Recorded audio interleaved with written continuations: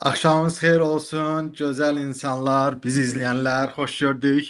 Biraz bizi üzüllü hesap eləyəs. Bu dünya çempionatı, Trump, Emin ağalar, alem vurup birbirine. Alem vurublar birbirine. Ona göre de hoş gördük. Yine de herkes salamlayıram. Buyur. Aleyküm salam. Bax bu İlham Əliyev deyirəm ki, bizim dövlətin rəhbərliyi Rusiyadan təyin olunur.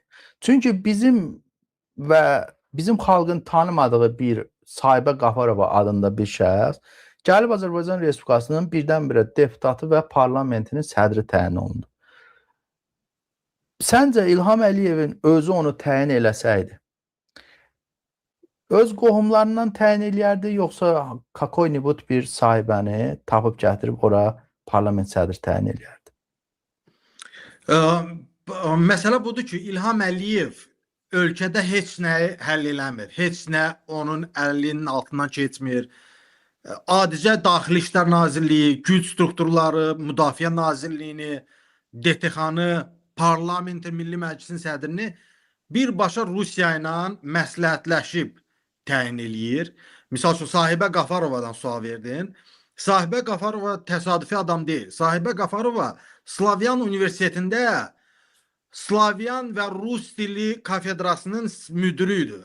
Yəni biz heç kimə sir deyil ki, Slavyan Universitetində bəzi deməli kafedralar, elə fakültələr var ki, İlham Əliyevlə yanaşı Putinin şəkilləri də var. Bilirdinizmi siz elə bir şeyi? Vallahi mən xarici dillərdə oxumuşam. Bizə o bitişik bir bina idi, amma yəni mən girməmişəm, görməmişəm. Slavyan Universitetində elə bir kafedralar var ki, Putinin şəklindən yanaşı, İlham Əliyevin şəklindən yan-yana Putinin də şəklini qoyublar. Aha. Və həmin o fakültələr nədir? Deməli, Slavyan ölkələrinlə bağlı, deməli, bunların tarixi, bunların dili ilə bağlı nəsə araşdırma edirlər, nə edirlər. Yəni, Sahibə Qafarovanı belə İlham Əliyev Putinlə razılaşdırıb Milli Məclisə təyin eləyir. Və Milli Məclisdə nəinki Sahibə Qafarova, en qədər adamlar var. Misal üçün, Mikhail Zabelin. Sahibənin Görbacor olub bu. O Primakova nə idi o? Primakova ad günü keçirən, 90 illik keçirən Nurlan adı, rəhbər odur. Slavyan Universitetində öldü. Amma o dünyasını dəyişib, Görbacor olub o. Hə, indi bu şartdan yazmışam, Görbacor oldu. Nə qədər adam like qoyubdu. Təsəvvür elə. Budur, bir də Sahibə Qafarovadır. Bunlar sırf Putinin Azərbaycandakı nümayəndələrdir belə. 100%, əlbəttə ki, və Milli Məclisdə onlarla deputat var ki, hansı ki birbaşa Rusiyanın agentidir. Mikhail Zabelin, misal üçün, Mikhail Zabelin Mehman. Rus dilində bilmir, Rus dilində danışa bilmir. Amma ki, Milli Məclisdə oturur. Qoyun mən onu, indi misal üçün, onu birini göstərdim burada. Azərbaycan dilində, Rus dilində olmaz. Vəziyyətdə 90-92-ci illərdə mən Bakıdan Qarabağ getdim və doğma torpağımı müdafiə etdim. Mən fəxr edirəm ki, Heydər Əliyev ilə işləmişəm. Mən fəxr edirəm ki, bizim İlham Əliyev kimi prezidenti var. Və mən fəxr edirəm ki, mənim bu cür Azərbaycan xalqın var. Milli Məclisdə bir deputat var. Yəni bu Rus dilində danışır, Azərbaycan dilində bilmir, Azərbaycan dilində qanmır. Amma Milli Məclisdə 35 ildir ki, Milli Məclisdə oturur. Yəni yəni və biz araşdırmalar eləyirdik ki, bu adamlar birbaşa Rusiya ilə bağlılığı var və Rusiyanın agentləridir. Amma İlham Əliyev Rusiyanın agentlərini kimi çıxardır. Aynı bilim cəbhəçiləri, Əl-Kərimlini, müxalifət partiyanın liderlərini İlham Əliyev doluyub. Kim sərf eləmişsə onu Rusiya agenti, mehmanı, Avropadakıları. Bizi də bir ara çıxartmışdılar. Rusiyanın FSB-nin agentlərini bizə demişdilər. Amma halbuki özləri bax arxasında şəkilləri var da. Bu Mikhail və Əli Ağalarov. İlham Əliyevin nəvələri Rus vətəndaşıdır. Bunların Azərbaycan vətəndaşlığı Ho, ho, yoxdur. ho, ho, ho. Rus pasportu ilə gəzirlər. Emin Ağalarov Rus vətəndaşıdır. Leyla Əliyevanın Rus pasportu da var, Azərbaycan pasportu da var. Arzu Əliyeva, onun keçmiş həyat yoldaşı Səməd. Rus Ə, vətəndaşı. Əlbəttə ki, bunlar hamısı Rusiyanın pasportları ilə yaşayan Bəs adamlar. ay Mehman, bu Alyona var idi. O oranın vətəndaşıdır. O Alyona- internasionaldır. Deməli, Alona ilə bağlı bir şey yükləyəcəm mən. Mənə bir video Dostlarımız göndərdi. deyir ki, Mehman Alyonanı unutdu deyəsən. Deyir, amma yox, unutmamışıq. Da deşiyindən, nə deyirlər, qulaq deşiyindən girib, başqa deşiyindən çıxıb da neynəsin bu Mehman sizin qalxmağımızdan ötürü. Yox, Alona ilə bağlı bizim ikinci sezonumuz açılacaq. Bu İkincisi. indi yay sezonudur. Yayda hər kəs istirahət eləyir. Bilirəm, Azərbaycan xalqı istirahət eləyə bilmir, amma kimsə futbola baxır, kimsə başı kəndə gedib, kimsə bir çay qırağına gedib. Ona görə də indi elə mövsümdür ki, ancaq yüngül mövzularla insanların qarşısına gəlirik. Amma bu sentyabr, avqustun axırından yenə də bizim araşdırmalarımız, kinolarımız davam eləyəcək. Deməli, maraqlı bir məqam video göndəriblər və biz bunu da araşdırmağa başlayırıq. Qoy bunu bura yüklüm ki, burada insanlar görsün. Tak. Bunu bura götürdüm. Bunu bura. Aa, çox dəhşətli bir şeydir. Deməli indi hələ tak. Bu yox, bu yox. Aha. Onu səssiz verəsən. Deməli nədir məsələ? Məsələ budur ki, bunu Vereyim verin yox. efirə. Hə. Bir dəqiqə. Məsələ budur ki, bir video mənə göndəriblər və burada görünür ki, Alona təzədən hamilədir. Görürsünüzmü? Alona 3-cü dəfə hamilədir və Aha. biz bu təsadüfi deyil də, yəni bu təsadüfi deyil. Biz həmişə nə deyirdik? Biz deyirdik ki, Bala Heydər ata ola bilməz, tibbi sənədləri var. Bu Alonanın bir uşağı birinci ərinnəndir, ikinci uşağı bilinmir Azərdəndir, İlham Əliyevdəndir və Alona təzədən keçən həftə yenə cəmaatın qabağına çıxardıblar və Alona yenə görür ki, hamilədir. Əvvəl Hamilə- hamilə idi. Hamilə deyil, deyildi. bunun yaşı çoxdur, qarına veribdi o vurmaqdan. Vuruşmaqdan qarına veribdi, yeyib içməkdən. Sən də dəhşətsən. Səcə düşünürsən ki, bu yeməkdəndirsə belə qarnı çıxıb. Mən tam əminəm ki, Yox, əlin dalına qoyub, bunun beli biraz əyridir. Bir balaca da yeyib içən oğlandı da.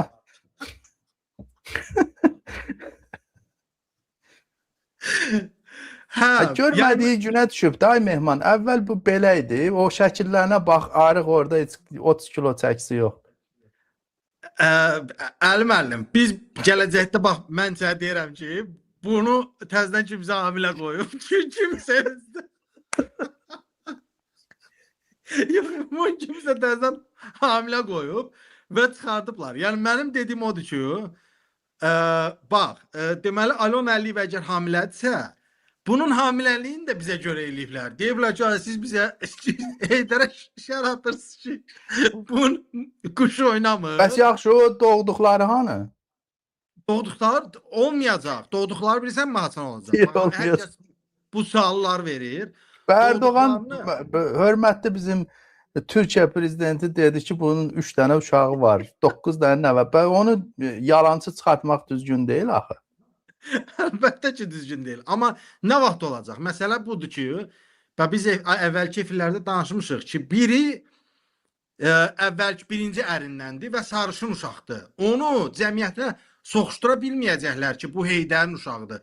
Bizdə Azərbaycan xalqı biraz ayıq xalqdır da, yəni diribaşdır, başa düşür ki, bu uşaq oxşamır axı bu Heydərə, bu kimin uşağıdır? Yəni buna görə bunlar bu Əliyevlər tayfası ona görə də məcburdular ki, bu uşağı gizlətsin. və məcburdular ki, paralel nə aparırlar? Paralel biz görürük də hər ay Alona Əliyevanı uşaq evlərinə aparırlar, Detdomov aparırlar, ay nə bilim telasemiya xəstələr. O məscidə dua eləyir də bir beybətdə. Bu uşaq olmamağına görə dua eləyirmişlər, yoxsa ağıl nasılmış oğlum? Deməli bu uşaqları gəzir və mən yenə də tam əminəm də plan nə üzrə gedir. İlham Əliyevin nə qədər şəxsiyyətsiz olduğunu mən bilirəm. Bu uşaq evlərini gəzir və sonra o sarışın uşağı cəmiyyətə soxuşturmaq üçün deyəcəklər ki, Alona Oradan Əliyeva bir uşaq evində bir uşağa vurulubdu, onu götürüb anası olacaq və öz doğma uşağını soxuşturacaqlar. Amma maraqlısı budur ki, Alona'nın lap biri əvvəlki ərinnəndir, birini də İlham Əliyev tutağım ki deyir Heydərdəndir. Halbuki Heydər Bir də öyle ha, ikisi əvvəlki ərinnəndir. Bir qız, bir oğlan məncə. Yəni dəqiq fakt odur ki, Heydərin uşağı yoxdur. Aha. Heydərin uşağı ola bilər bizə necə? Süni mayalanma ilə də, yəni o hüceyrələri götürüb Alona'nın içinə yerləşdiriblər elə. Amma məsələ başqadır. Niyə uşağı bax Leyla Əliyevanın təzə uşağı peyda olunub? Görürsüz də. Uşağın 3-4 yaşı var, amma Leyla Əliyeva hər yerdə gəzdirir, göstərir. Amma Alona'nın uşaqlarının artıq 2022-də birini doğubsa tutam ki Heydərdən 4-5, birinin 5 yaşı var, birinin 6 yaşı var və bu bir dəfə də olsun ortada yoxdur. Baxın, Alona gedir, uşaq teatrına gedir. Alona teatrları gəzir. Alona moda evinə gedir. Alona uşaq evlərinə gedir. Alona uşaqlar üçün şənlik təşkil eləyir, bayram təşkil eləyir. Alona uşaqlara velosiped verir. Amma bir dəfə də olsun nə tamaşaya uşağı gətirib, nə əyləncəyə uşağı gətirib, nə restorana, nə əyləncəyə, nə Novruz şənliyinə bir dəfə də olsun Bu uşağı gətirib. Leylanı görsən balaca uşağı özünə tər yapışır ondan. Hara gedir? Əl çəkir. Bəli. Uşaq. İkinci bir məsələ. Görmüsənmi? Misal üçün İlham Əliyev və Mehriban Əliyeva həmişə Novruz qabağı bir şəkil olur evdən, ailəlikcə. Yeni il qabağı ailəlikcə yığışıb şəkil çəkdirirlər. Bala Heydər olur, Leyla olur, Leylanın uşaqları olur, Arzunun uşaqları olur, Alona olur, Əminə Əliyeva olur, o İlhamın qızı. Amma bir dənə də şəkildə olsun, deməli, Bala Heydərlə Alona'nın uşaqları yoxdur. Bu necə ola bilər? Bax, bu necə ola bilər? İlham Əliyev yenə də gizlədir və bu gizlətməyin arxasında da yenə də əxlaqsızlığı durur. Çünki bu uşaqlar biri də olsun Heydərə oxşamır. Yəni, bu Heydərin uşaqları deyil və uşaqlar ortaya çıxandan sonra artıq hər kəs deyəcək ki, Peysər kimi gətir bə evinə, bu kimin uşaqlardır, bu atası kimi suallar çoxalacaq. Sən bunları məcbur eləyirsən, Mehriban axırda özü doğacaq. Yəni sən məcbur eləyirsən ki, bu tayfa çoxalsın, bizim başımıza bəla olsunlar da. İndi məsələ bu ki, bizim bu videolardan sonra, kinolardan sonra indi bu ehtimaldır da, deyirlər ki, İlham da ona basır. İlham da Alona'ya basır. İndi mən düşünürəm ki, bəlkə də İlham basıb, gözləyirlər ki, bir uşaq olsun. Heç olmasa İlham'a oxşasın, desinlər ki, nə istəyirsiniz bizdən? Bizə oxşuyur da, nə istəyirsiniz? Bax, belə bir əxlaqsız ailənin əlində qalmışıq. Hələ keçən həftə biz nəyi gördük? Bu Emin Ağalarovun uşaqları deməli bir burgerxanada açıblar və həmin burgerxanaya nə ilə gəliblər? Kortejlə. PA maşınları ilə, PA bilirsən nədir? Prezident aparatında çalışan, orada xidmət edən məmurların xidməti nömrələridir, xidməti nömrələri. Bax, mən sual verirəm də, bu qoy o videonu da qoyum. Mənə maraqlıdır ki, onların neçə yaşı var hal-hazırda? 16 yaşı var, 17-16. 18 yaşları olmayıb hələ. Bəlkə deyirəm, prezident aparanda şöbə rəisi zad vəzifə veriblər onlara. Bizim xəbərimiz yoxdur. Ha, bəlkə. Çünki bunların hamısının vəzifəsi var da, vəzifəsiz ayıb taxa. Yox da, bunların vəzifəsi varsa İlham Əliyev desin ki, bunların vəzifəsi var və biz artıq sual verməyək. Aha, bax burada. Burada. Bax bunlar bu əxlaqsız ailə. Bunu qoy. Hı. Deməli bu 17 yaşlı küçük gədələr kortejdən gəzir. Baxın, qabaq nömrəni çıxardıblar. Hörmətli izləyicilər və hörmətli Əli bəy, sən bilirsənmi haçan qabaq nömrələri çıxardırlar? Niyə Yox, çıxardılar? mən bilmirəm. Bax, İlham Əliyevin maşınları, İlham Əliyevin sürdüyü maşının qabağını, nömrəsini çıxardırlar. Bu təhlükəsizliklə bağlıdır. Əgər raket hücumu olsa, əgər terror hadisəsi olsa, bilinməsin ki, hansı maşında oturur prezident. Prezident hansı maşında oturur, bilinməsin. Ona görə nömrəni bağlayırlar. Qabaq nömrəni bağlayırlar, arxasını görürlər. Bax, bu küçük gədə, 17 yaşlı gədə, göhtü poxlu gədə nədən qorxur? Bunun niyə bu qədər mühafizəsi var? Niyə bu belə xüsusi mühafizə ilə təmin olunub? İndi gedir, baxın. Bu onun deməli qoruyucuları. Mühafizə rəisidir. Bunun genəlməyinə bax. Elə bir bu Qarabağı bu alıbdı. Bax, bunun genəlməyinə bax. Bu Qarabağ elə bir bu alıbdı. Şəhid ailələri, qazi ailələri heç kimdir də bunlar üçün. Baxın, bu gəlir. Aha. O birisi küçük gəldi. O birisi bu da gəlir. Gedir burgerxana açır. Aha, indi gedir. İndi gedir. Təzədən minir. Sanki hələ o bığlıya bax. Hə, bığlı eşeğe bax hələ. Və burada başqa bir məqam. Görsənmi? Yol polis maşını bunu müşahidə edir. Ay bu kimdir axı? Yol polis. Biz dövlət büdcəsindən vergilər veririk. Neft, qaz, bizim neftimiz qaz dövlət büdcəsi deməli formalaşır. Həmin büdcədən yol polisinə maaş verilir və o polis də bizi qorumaq əvəzinə gəlir bir gədəni qoruyur. Bax görürsünüzmü? Aha, getdi. Bu deyib PA 10 PA 078. İlham Əliyev. Ay əxlaqsız. 078. Ay oğraş. Ay binamuz. Niyə Əli Ağalarova 17 yaşlı küçüyə PA xidməti maşın verilib? Niyə? Bəlkə bu biz həmişə gülürdük ki, Kadırov öz uşağına, balaca uşağına general vəzifəsini verib, balaca uşağına medal verib. Biz gülürdük buna. Ramzan Kadırova gülürdük. Bu qoduq da elədi də. Və bu qoduğa kim güləcək axı? İlham Əliyev. Bax, Ramzan Kadırovdan İlham Əliyevin fərqi çox böyükdür. Ramzan Kadırov heç olmasa biraz əxlaqlı, şərəfli adamdır. Niyə? Bu deyir ki, bax, ay cəmaat, məni qoruyan mənim oğlumdur, mən ona medal verirəm, əcəb eləyirəm. Bu ordunun generalıdır. Açıq aydın deyir də bunu.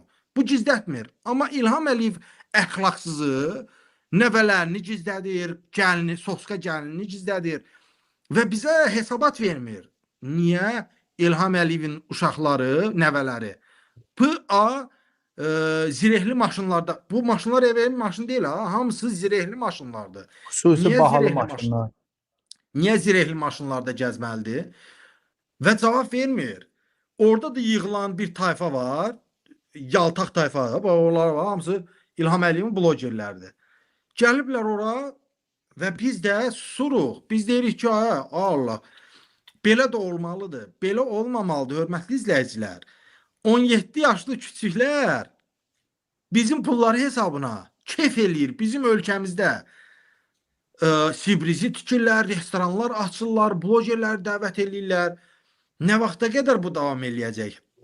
Hörmətli izləyicilər, nə vaxta qədər siz pul dilənəcəksiniz, TikTokda meymunluq eləyib 2-3 qəpik qazanacaqsınız. Amma İlham Əliyevin nəvələri keyf eləyəcək.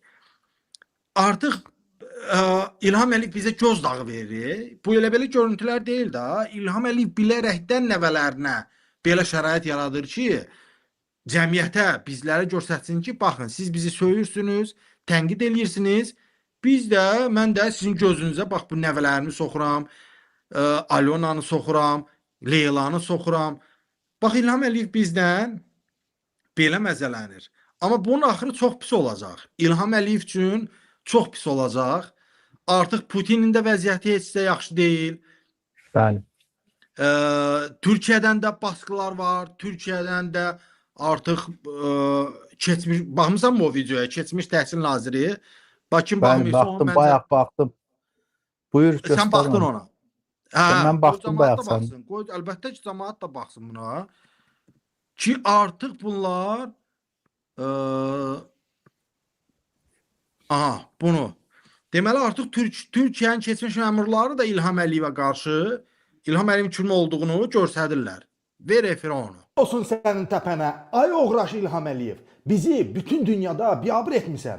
Gör Türkiyənin keçmiş təhsil naziri sənin ölkən barədə, sənin barədə nə deyir? Utan. Azerbaycan'da havaalanından Bakü merkezine doğru giderken gece özellikle gittiğiniz zaman 3 metre yüksekliğinde duvarlar görürsünüz. Işıklandırılmış falan. Aa, ne kadar modern bir görüntü falan diyeceğiniz şeylerdir. Ama aslında o duvarlar arkadaki sefaleti ve görüntüyü örtmek için kullanılan bir şeydir. Türkmenistan'da devlet başkanı bir yere gideceği zaman önceden insan gidiyorlar. Ekipler önce sokaktaki oradaki etraftaki köpekleri öldürüyorlar. Bütün civardaki geçeceği yollardaki köylerin, kasabaların halkının elindeki av tüfeklerini bile topluyorlar. Böyle akla hayale gelmez şeyler yapıyorlar. Bugün Ankara Türkiye neyi örtmeye çalışıyor? Şimdi bizim de buna gerek yok. Bakın misafirperverlik gösterelim mi? Evet. Hepimiz kendi evimizde, özel hayatımızda biraz dağınık olabiliriz. Ama misafir geldiği zaman daha değerli toplu olmak insani bir şeydir. Bu da anlaşılabilir bir şeydir. Ama bu vatandaşı süpürmek değildir. Değil tabii ki. Bunu abarttığınız zaman her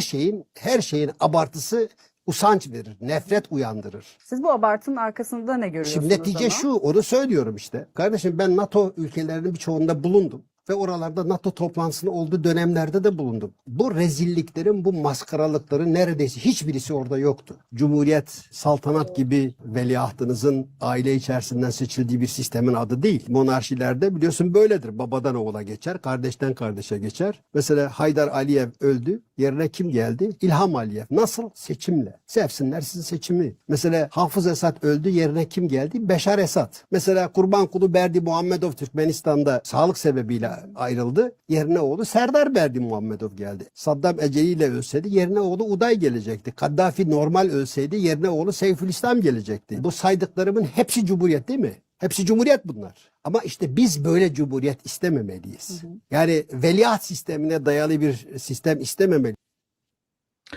O, nə qəşəng dedi. Dedi ki, sevsinlər sizin cumhuriyet seçkilərinizi. Əlbəttə ki, yəni misal üçün mən bu videonu paylaşmışam.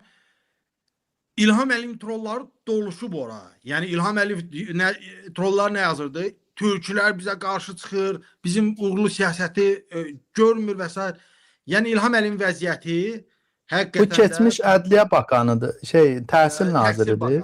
Keçmiş təhsil naziridir. Gör nə qədər Türkiyədə demokratiyanın kökü hələ ki güclü var ki, insanlar qorxmadan baxmayaraq ki, münasibətlər var Türkiyə-Azərbaycan. Düzdür, onlar bunları qaz kimi yolurlar, o heç. Amma vicdanlı insandır ki, gör nədir, necə, bax, xalqımız görməlidir ki, xaricdən, hətta qardaş dövlətin rəhbərləri belə Azərbaycan xalqına nə qədər böyük zülm olunduğunu, düzdür, Türkmənistan orada da qapalı bir əclaflar o rəhbərlikdədir. Görün bizim xalqımızı vicdanlarına sığışdırmırlar ki, örtsünlər, açıq bunu danışırlar. Tam doğru və mən məsələ bilsən nədir? Bizdəkilər də boğaza yığılıb. Təhsil naziri olsun, nazirlər olsun. Bunlar da bir gün İlham Əliyevin dalı büdrəyəndən, azca büdrəyəndən sonra bunlar da danışacaq, bunlar da dilə gələcək. Yəni İlham Əliyev də onu bilir ki, bunun deputatları, bunun ətrafı İlham Əliyevi bir qəpiyə satarlar ha. Yəni biri var ki, misal üçün Lenin haqda bunun ideologiyasını sevən, buna görə ölmə gedən var. Amma İlham Əliyev bilir ki, buna görə bunun ideologiyası yoxdur. Bu oğraşlığı təbliğ eləyir və bütün sistemi oğraşlıq üzərində qurubdur. Yəni işverənlik et, torba tik, xəbər çatdır, sukalıq elə. Sistem belədir. Polislər boğaza yığılıb. Polislər mənə yazır ki, Mehman, rəis bizə tapşırır ki, gedin işverənlik eləyin, gedin torba tikin, gedin sukalıq eləyin. Mənə ərazidə baş verənləri çatdırın. Və sistem bax belə işləyir. Amma İlham Əliyev bilməsin, elə bilməsin ki, bu daimi olacaq. Bunun da azca götü büdürəyəndən sonra onun öz təhsil naziri, Siyavuşlar, Siyavuş Novruzovlar, ay nə bilim Sahibə Qafarovalar, bunlar o İlham Əliyevin üzünə tüpürəcəklər. Növbəyə duracaqlar ki, ay cəmaət bizi əfv eləyin. Bizi kasetlərlə şantaj eləyən, bizim ailəmizi girov saxlayan İlham Əliyev idi. Biz də məcbur idik belə danışmağa. Sən uzun müddət fəaliyyət göstərsən, bir neçə dənə də hakimiyyət dəyişikliyi görmüsən də. Son dönəm bu Paşayevlər klanının hakimiyyətidir. Ümumiyyətlə müqayisə eləyəndə ən belə deyək dəhşətlisi hansıdır? Ondan başlayayım ki, bu Alona məsələsindən sonra 2026-cı il başlayandan yanvardan bu yana artıq mən tam əminəm ki, ölkəni Paşayevlər idarə eləyir. Yəni Mehriban, atası o klan, Paşayevlər klanı. Biz bunu görmüşük Münhendə. Mehriban Əliyeva necə Emin Hüseynova qardaşıma cavab verir. Onun reaksiyasını gördük. Keçən həftə Mehriban Əliyeva deməli bir yığıncaq yığıb, nazirləri yığıb. Güya bunlar rəqəmsal təhlükəsizliklə bağlı bir müşavirə, şura keçiriblər. Və biz gördük ki, həmin müşavirədə bütün nazirlərin əli əsirdi. Biri həyəcanlı, biri tərliyirdi, biri əsirdi. Mehribanı görəndə artıq hər kəs qorxur. Və həqiqətən də Mehriban Əliyeva çox təhlükəli, çox mundar bir adamdır. Və çox qəddar, heysiyatsız adamdır. Bəli. Və ölkəni hal-hazırda o idarə eləyir. Ölkədə olan həbslər, qadın jurnalistlər həbsdə, siyasi fəallar həbsdə, jurnalistlər həbsdə. Mehriban Əliyevanın razılığı ilə bunu eləyirlər. Və Mehriban Əliyeva artıq bütün sahələri alıb. Paşa bank, Paşa sığorta, Paşa tip, Paşa nə bilim kredit təşkilatı, Paşa market, bravolar, arazlar, bütün sahələri, universitet hansı ADA Paşayevlərin, Aviasiya Akademiyası Paşayevlərin, Bakı Dövlət Paşayevlərin. Hamısı. Bütün sahələri Paşayevlər idarə edir. Biz bu təhlükəli bir tendensiyadır. Bu yəni biz həmişə deyirdik ki, Mehriban o biri üzünü heç kim görmür. İndi bəziləri o İlduzə, Arzum 999, anaların anası Mehriban Əliyeva, anaların anası deyə gedib 5 il bastılar çər. 5 il bastılar həbsxanaya. Yəni yaxşı gör indi papaların papası desəydi 10 il zad verərlər. Yox da bəs biz illərdir, baxın, qısa buna da toxunum. Hər kəs bilir bu Arzum TikToker adlı bir ləqəbli bir TikToker var idi. Bu qəza törədib və indi həbsxanaya gedib. Bəs biz illərdir deyirdik ki, bu sistem, məhkəmə yoxdur ölkədə, ədalət yoxdur ölkədə, sistem rüşvət üzərində qurulub, sistem çürüyüb, etibar yoxdur İlham Əliyevə. Misal üçün, xarici biznesmenlər var, onlar Azərbaycana yatırım eləmir. Hüseyin Arabul var idi, bu barmeki gətirən. Sonra İlham Əliyev onu bankrot eləyib. 10 minlərlə xarici investor, biznesmen Azərbaycana gəlib pulu batırıblar. İlham Əliyev qapazlayıb, alıb, məhkəmə yox və salam. Biz bunları deyəndə Arzum kimi, bu İlduzə kimi tiktokerlər çıxıb deyirdilər ki, bunlar vətən xainidir. İlham Əliyev orada ölkə qurub, İlham Əliyev orada ədalət qurub, İlham Əliyevin qədrini bilin. Bizə lağ eləyirdilər. İndi yenə özlərinin quyruğu qapar arasında qaldı. Onun o bir çıxışı var ya, o çıxışda deyir ki, mən 2014-cü ildə Alman vətəndaşlığından imtina elədim. Azərbaycan vətəndaşlığını seçdim. Əslində Arzum məsələsini biz çox da qabartmırıq. Niyə? Çünki xaricdə bu yaltaqlar var, Avropada, Amerikada, vaxtında qaçqın kimi gəlib yerləşiblər. İndi yaltaqcasına çıxıb Əliyevləri tərifləyirlər. Elə Əliyevlər onlara o həyatı yaşatmalıdır, o cəhənnəmi ki. Onlar bəlkə biz sevə-sevə deyirik, başa düşmürlər. Gərək onları vura-vura başa salsın ki, Əliyevlər. Bax, reallıq bundan ibarətdir. Biz vəhşi sistemi sizə göstəririk, siz başa düşmürsünüz. Gərək qapınız döyülə, qulağınızdan tutub bu vəziyyətə şərləyib soxalar içəriyə. Özdə onu şərləyən bilsən də kimdir? Rəqsanəni içəri soxan Əli İbrahimovdur. Vilayətin cinayət ortağı, yəni Xəzər rayonu. Heç toxunmayıb ha, maşına toxunuş da olmayıb. Adamı 400 min pul istəyiblər. 400 min rüşvət. Bəli. Və məsələ budur ki, bu Arzum TikTokeri çıxıb canlı açıb deyib anaların anası Mehriban ana məndən məhkəmə bir də zərərçən 100 min istəyir. Amma bunun ağlı bir savadı yoxdur ki, o başa düşmür ki, o 100 min kim üçün pul istənilir? Elə anaların anasına çatmalıdır o pul. Anaların anasına o pul həqiqətən o məhkəmə pul O 100 min, 100 mini deməli şikayətçi istəyir. Ümumi 400 mindir. 100 min şikayətçinindir. Güya bu 100 min onu ifadə edir, o birisini gizlədir. Amma o 300 min düz deyirsən ki, Əli İbrahimov Vilayət Eyvazova, vilayət də Altaya verir. 100%, əlbəttə ki, bu belə olur. Nağd şəkildə aparırlar. Nağd şəkildə aparırlar Altaya, Altayda gətirir Mehribana. Nağd şəkildə və o Arzum kimi savadsız tiktokerlər, bax bu gün biz hər zaman deyirdik ki, sizin də qapınız döyüləcək. Sizin də qapınız döyüləcək.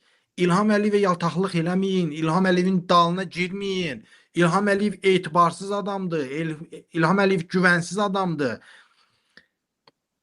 Bir fahişəni evinə gətirib bizə kraliça kimi soxuşduran adam heç vaxt bu xalqa xeyir verməz, heç vaxt bu xalqı düşünməz. Bunu bir dəfəlik öz beyninizə qoyun və bilin ki, Əli Paşayevlər Atanşik, Dələduz, Oğru, Oğraş, nə varsa hamısı onlara yapışır. Bu adamlar təhlükəli adamlardır. Bu adamlar güvənmək olmaz da. Yəni Özdə bir məsələ var ki, Mehman, deməli bu jurnalistlərin hamısını Mehriban soxdurdu içəriyə. Fikir verirsən Mehriban komandası haqqında mətbuatda bir dənə də olsun məlumat yoxdur. Məsələn, nə Anar Ələkbərov qruplaşması, nə Mikayıl Cabbarov qruplaşması. Yəni bunlar elə bir toxunulmazdır. Və bunlar daha qəddardır, daha talancıdır. Cavandılar, cavan uşaqları qoyublar. Bunlar daha çox talayırlar. Mən bayaqlar bir nəfərlə başdan danışıram. Deyir ki, maaşlar demək bizə 500 manat, 300-500 manat pul verirlər. Rəislərimizin maaşları deyir, bilirsən nə qədər? Deyirəm, nə qədər? 30 min, 40 min, 50 min. Deyirəm, ola bilməz də, yəni. O 30 min, 40 min bunlar rəisə pul versin. Deməli, bunların maxinasiyası nədir? Yazırlar, 30 min, 40 min, 50 min güya maaş verilir. Yəqin ki, oradan bir 5 min, 6 min, 8 min maaşdır. Qalanını birbaşa büdcəni talan etməkdən ötürü oradan toplanır. Necə ki, nədir bu, cinayət axtarış müvəkkillərinə, uqalovniklərə 2500 maaş yazılır, amma 500 verilir. Kimini, demək, rəisə gedir, rəis də aparır birbaşa nazirliyə. Gör nə qədər vəhşiləşiblər bunlar. Elədir ki, var. Bu sistemi kim gətirib? Paşayevlər klanı gətirib. Yəni, bunlar əvvəllər yanınızdadır. Ziya Məmmədov dağdırdı, Kemaləddin Heydərov. Paşayevlər nə edib? Deyib, gəl onların oğurladığı pulları biz oğurlayaq. Bunlara da ay-baya paket. İndi nazirliklərdə paket sistemidir. Misal üçün, Fərid Qayıbov, bu Gənclər İdman Naziri, Emin Əmrullayev. Bunlar hamısı maaşı yazır, misal üçün 10 min, amma paketdə alırlar, maaşını da Mehriban qatdalayır, götürür öz cibinə. İndi bu keçən ay İlham Əliyev deputatların, nazirlərin maaşını 15 min, 16 minə qaldırıb. Baş nazirin mavini Əli Əsədov 17 min manat alır. Maaşını. Və burada da eyni sistemdir. Bunu İlham Əliyev özü üçün qaldırıb. Dövlət büdcəsindən talamaq üçün Əli Əsədovun maaşını 17 min yazır. Oradan da Mehriban deyir ki, davaya gətir bura görüm paketləri. Pulları gətir görüm. bax beləcə tanıyırlar və bu Özdə təsəvvür elə Mehribanı təmsil edən kimlərdir? Altay Həsənovla Elçin Muradov. Elçin barəsində yəqin biraz bilirsən də, xaraktersiz, oğraşın dalayağıdır. Bütün bu Nəcməddinin qudası Elçin Muradov da. Yəni bəli. bu iki nəfər ən belə xalqa nifrət edən cındır adamlardır. Altay kadr işlərinə baxır. Bütün bu kadrların təyin olunması, pulun, qara işlərin pullarının alınması. Məsələn, Kamran Əliyevin müavini gətirib öz qızının ərinin qardaşını qoyub da, Heydər nədir o, Kobiya Orxanın qardaşını gətirib ora qoyublar. Bildim kimdir. Müxtəlif yerlərə öz adamlarını qoyublar. Maliyyə nəzarət. Məsələn, Müdafiə Nazirliyinə. Deyək ki, Kamaləddin yanına Anar Ələkbərovun qardaşını qoyublar. Elşən Ələkbərov. O gün atdığı bir danışdıq ondan bağlı. Hər yerə öz adamlarını qoyublar. Küllü miqdarda pul toplanır. Bunların indi fonduna mı gedir? Hardasa kassası var. Bunlar təkcə neftin, qazın, qızılın pulunu yemirlər. Xalqı bu gün elə soyurlar ki, yuxarıdan, aşağıdan yuxarıya. İndi yəqin sənin də xəbərin var, mənə də çıxırlar. Biriləri deyir ki, Keşlədə 160 ailə qalıb küçələrdə. Dəhşətli şeylər baş verir. Ölkədə son 3-4 ay ərzində faciəvi şeylər baş verir. Ölkədə cəmaət, mənə də həmin adamlar yazır, çöllərdə qalıb. Deyir, ay Mehman, bu pox üfunətinin içində evdə qalmaq olmur.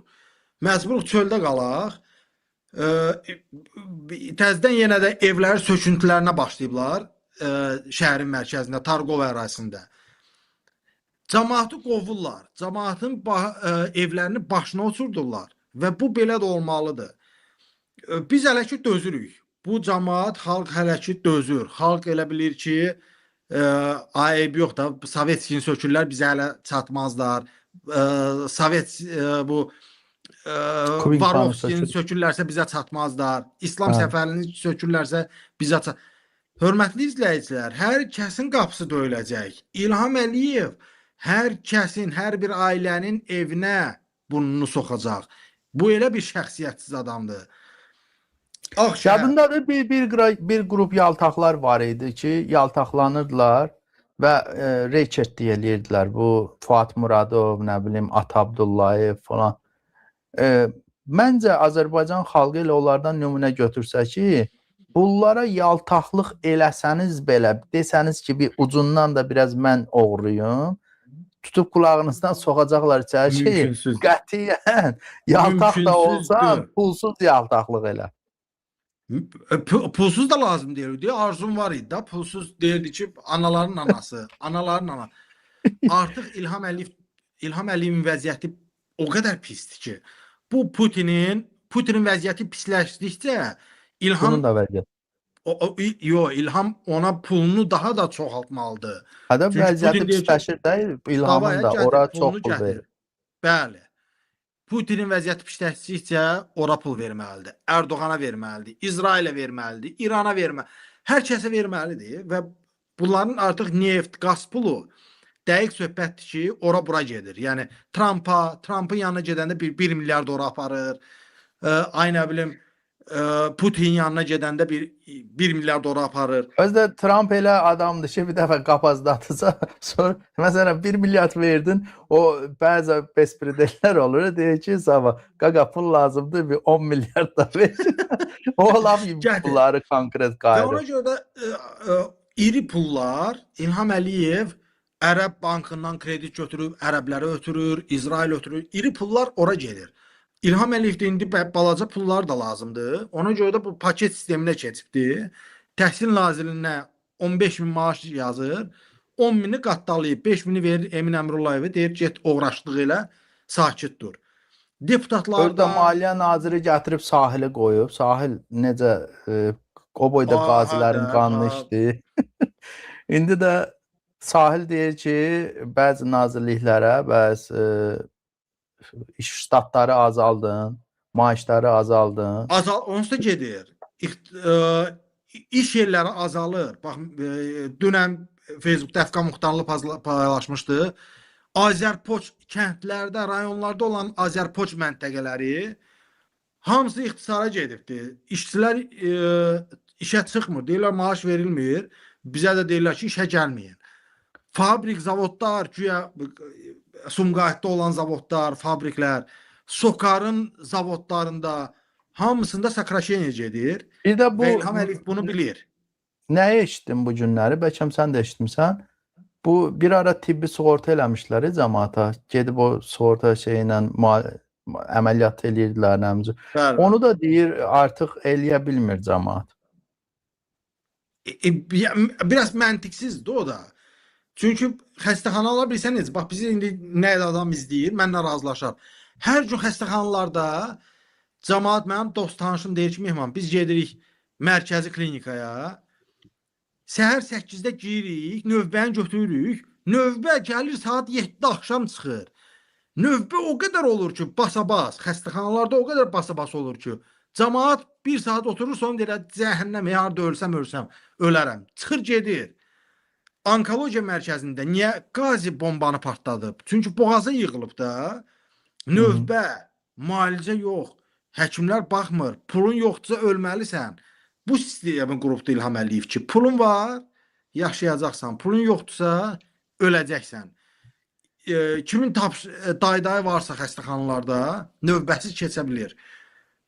Kasıbsansa növbəni gözləyəcəksən. Növbə də sənə gəlib günlərlə, saatlarla sənə gəlib çatmır. Ölkə cındırxana olub. O cındırxana biz həmişə dedik. Həqiqətən də ölkə cındırxana olub. Tibbi yox, səhiyyəsi yox, təhsili yox, seçkisi yox, Milli Məclisi yox, nazirlikləri yox.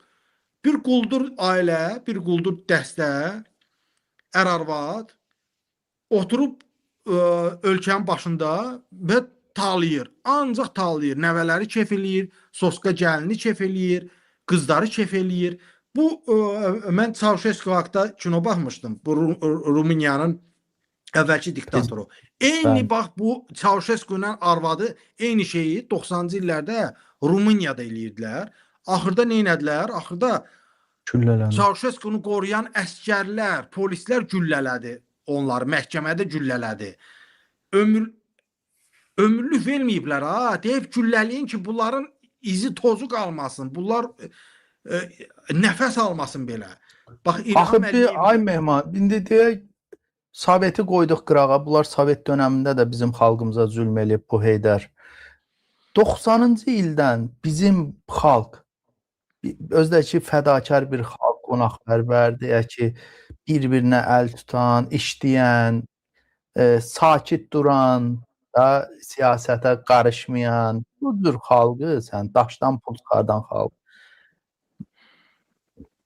Bir tərəfdən savaşı uzatçınan, o birisi tərəfdən repressiyalar elə, bu tərəfdən bax bu gün nə qədər bizim dostlarımız həbsxanalarda boş-boş şeyin üstündə cavanlıqlarını çürüdürlər.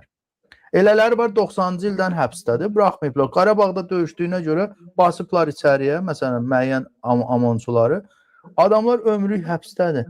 Bu qədər adamın həyatına son qoyan biriləri məncə düzdür, ölüm belə tez qurtulmaqdır, ucuz qurtulmaq. Məncə biz əksinə, biz bunları uzun müddət həbsdə saxlamalıyıq ki, bunlar cavab versinlər. O həbsxananın dadını görsün, o həbsxananın ab-havasını görsünlər. Bu yaxınlarda mən kimləsə müzakirə eləmişdim. Deməli, kimsə həbsxana tikirdi. Kim idi, ay Allah, həbsxana tikib və sonra da hansı ərəb ölkələrində ya Ukraynada, ya Rusiyada, o kimi hardasa bildim harda. Gürcüstanda Saakashvili Qıldani həbsxanasını tikmişdi. Saakashvili 2005-ci illərdə hakimiyyətdə olanda Qıldani həbsxanasını tikib, müasir həbsxana tikib və Saakashvili öz hakimiyyətinin sonuna yaxın quldurluqlar eləyirdi, məhkəmələri pulla eləyirdi. pul yığırdı süni şəkildə büdcəyə və elə oldu ki, İlhamla dostlaşmışdı da ona görə. ay sağ ol, İlhamla dostlaşıb pozulmuşdu. İndi həmin Saakashvili özü tikdiyi Həbsxanada. deməli həbsxananın içində yatır. Amma məsələ nədir? Saakashvili həmin o Qıldanya həbsxanasını bir gürcü iş adamına tikdirib. Gürcü iş adamı deməli bunu 10 milyona mı tikib, neçəyə mi tikib və həmin o gürcü iş adamı tikəndə bu həbsxananı Saakashvili deyib ki, bəs pul lazımdır. Bu da Saakashvili dedi ki, sən heç narahat olma, büdcədən pul ayıracam sənə axırda. Bu həbsxananı tikir. Axırda da Saakashvili bu iş adamını şərləyir və göndərir həmin həbsxanaya. Həmin həbsxanaya göndərir vergidən yayınmaq maddəsi ilə. Və indi də hal-hazırda bu Saakashvilinin özü həmin o Qıldani həbsxanasında yatır. İlham Əliyev də bugün biz görürük ki, bax keçən il 2 dənə həbsxana açılıb. Umbakı ümumi rejim həbsxanası, Umbakı ciddi rejim. Bu adam hər il həbsxanalar açır. Təsəvvür etsə elə bir şey. 2023-də açıb, 2025-də Bu Lənkəranda bir yekəsin birində yasan Lənkəranda birini açıb. Bu xiyar da bu həbsxanaların sayını artırır. Amma başa düşmür ki, bizə hakimiyyət dəyişiləndən sonra o boş həbsxana lazım olmayacaq. Bir dənə həbsxana İlham Əliyev üçün bəhs eləyəcəkdir. Bütün ailəsi ilə, nəcabəti ilə, nəsli ilə yığıb göndərəcək həbsxanaya və İlham Əliyevdən fərqli olaraq biz ədalətli hakimiyyətdə kim olacaqsa ədalətli məhkəmə olacaq. Nə qədər talamısan, hansı cinayətlərə əl atmısan və o həbsxananın dadını dadacaq. Mən buna tam əminəm. Mən İlham Əliyevin vəziyyətini görürəm, İlham Əliyevin davranışlarını görürəm. İlham Əliyev, bax dünən də mən yaymışdım. Qoy onu da verim. Dünən bir maraqlı video çəkdim. Mən onu qoy bunu verək. Bax, hörmətli izləyicilər, mən bu videonu niyə çəkdim? İndi qoy izah edeyim. Mən İlham Əliyevin nəvələrinin kortejini gördüm. Sonra yadıma düşdüm ki, bu uduzmuş Paşinyan, müharibəni uduzmuş Paşinyan velosipedlə gəzir. Amma keçən həftə İlham Əliyevin də kortejini çəkiblər, kimsə vətəndaş çəkib. Mən görürəm ki, İlham Əliyev getdikcə kortejlərin sayını çoxaldır. Bu qorxur, bu qorxu içindədir. Bax, onu verin defrə. Bu adam müharibəni uduzmuş erməni xalqın lideri Paşinyandır. İşə velosipedlə gedir gəlir. Fikir verin. 2-3 mühafizə ilə gəzir. Sadə adamdır. Xalqdan qorxmur. Çünki alnı açıqdır. Bu isə qalib xalqın qalib lideri, üzr istəyirəm, peysər lideri İlham Əliyevdir. İlham Əliyev isə işə belə gedib gəlir. Fikir verin. Bir peysəri neçə adam qoruyur? Fikir verin. Bir oğraş neçə maşınla mühafizə olunur? Ay İlham Əliyev, ay Dovşan. Sən niyə bu xalqdan bu qədər qorxursan, ha? Sənin dəmir yumruğuna tüpürüm mən. Sonra da deyirik ki, büdcədə pul qalmayıb. Qalmaz da. Baxın, görün pullar hara xərclənir, ay millət. Bu qədər mühafizəçinin maaşı bizim cibimizdən verilir. Ay cındır İlham Əliyev. Paşinyana bax və utan. Əsl prezident Paşinyandır. Sən isə dümbələksən, dovşansan. Saya bildiyin neçə maşın var idi orada? 23-dən çox idi. Ay, bu Hələ adam bu dəli yarısı. olub da. Təsəvvür etsən, bir adamı, bir qoduğu qorumaq üçün 23 maşınla hara gedirsən sən? Kimdən qorxursan? Niyə qorxursan? Görsən nə qədər mühafizəsi var? Və bu Xüsusi. artıracaq. İnsan qorxu içində olanda, vəziyyət pis olduqda. Əslində Paşinyan qorunmalıdır ki, mən deyirəm Paşinyanı bu ruslar vurmaq istəyir, nə bilim İran müxtəlif də, yəni sevmirlər də, demokratı sevmirlər. Paşinyan fikir ver ha, o boyda müharibəni uduzdu, əslində o boyda Ermənistan tərəfdən bizdən deyək 3300 oldu, onlardan 2 qatı olub da daha çox insan ölüb. Həm torpaqları 30 il saxladıqları torpaqları itirdilər. Amma adam düz danışır deyə. Gedir metroda adamın üzünə deyir ki, siz hardaydınız, niyə gəlib döyüşmürdünüz? Məsələn, sizin və yaxud da ki, siz yalan danışırsınız, bizi aldadıblar. Əslində bu Qarabağ məsələsi çoxdan həll olunmuşdu. Adam düzdür, haqlıdır deyə. heç nə görsən qalib gəlir hər yerdə də. Və erməni olduğuna görə yox. Məsələn, bizə belə bir şuur soxublar ki, Avropalılar güya erməniləri dəstəkləyir. Əvvəl deyirdilər ki, gürcülər güya xristiandır, onları ona görə dəstəkləyir. Və indi niyə gürcüləri dəstəkləmirlər? Millətdən, ümumiyyətlə insanlarla, xalqla və fərq var. Paşinyanı həqiqətən də xalq seçib. İlham Əliyev bizim tumanımızdan çıxıb. 2003-cü ildə müəllimlərin, həkimlərin tursiyindən çıxıb. Oğraş ordunu azadlıq meydanına, Rusiyadan gətirən ordunu, maskalları azadlıq meydanında bizim atalarımızı, qardaşlarımızı döyürdülər və hakimiyyətə gəlib. Bunu xalq seçməyib, axı bu bilir abi, bunu xalq seçməyib. Paşinyan, yəni xalqla şəffaf olmaq lazımdır, açıq olmaq lazımdır. İlham Əliyevin duxu varmı? Paşinyan kimi metroya düşsün və getsin xalqla görsün. Amma İlham Əliyevin bax belə boş-boş danışmaqları var. Mən indi bunu da qoyacağam. Bax bunu bu gün mən göndəriblər bu videonu. Ürəyini partladasın ya axırda bunu sən. Eybi yox, qoy baxsınlar. Cəmaət baxın. Harici qonaqlar ki, bax bu insanlar rahat burada gəzirlər, çıxırlar küçələrə, insanların üzü gülür, belə xoş, belə ab-hava hökmü sürür. Bu onları təəccübləndirir. Mən hər cür oğraş görmüşəm, amma İlham Əliyev kimisini birinci dəfədir görürəm. Baxın görün bu cındır İlham Əliyev necə utanmadan, qızarmadan yalan danışır. Dəmir Yumruq deyir ki, Azərbaycan xalqı xoşbəxtdir. Vətəndaşların üzü gülür. Ay şəxsiyyətsiz, ay namussuz, ay qeyrətsiz İlham Əliyev. Hardadır o xoşbəxt xalq? Sən bir dəfə bir metroya düş, avtobusa gir, bax gör, hansı vətəndaşın üzü gülür. Ay namussuz, bəsdir də. Amma bütövlükdə götürəndə cəmiyyətdə çox gözəl ruh var, nikbinlik ruhu.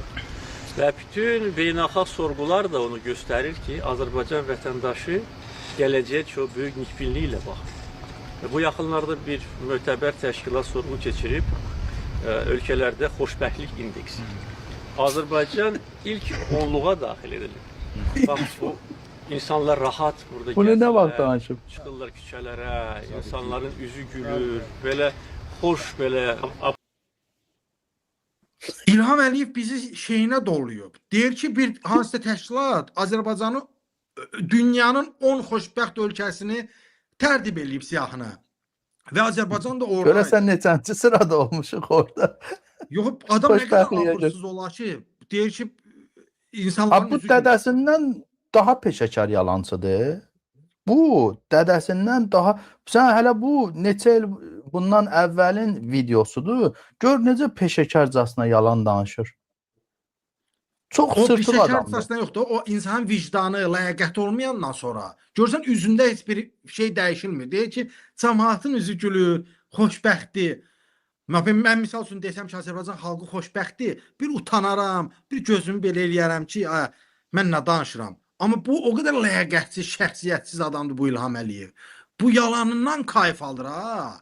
Bu öz yalanından kayf alır, ləzzət alır. Deyir ki, bu belə də olmalıdır.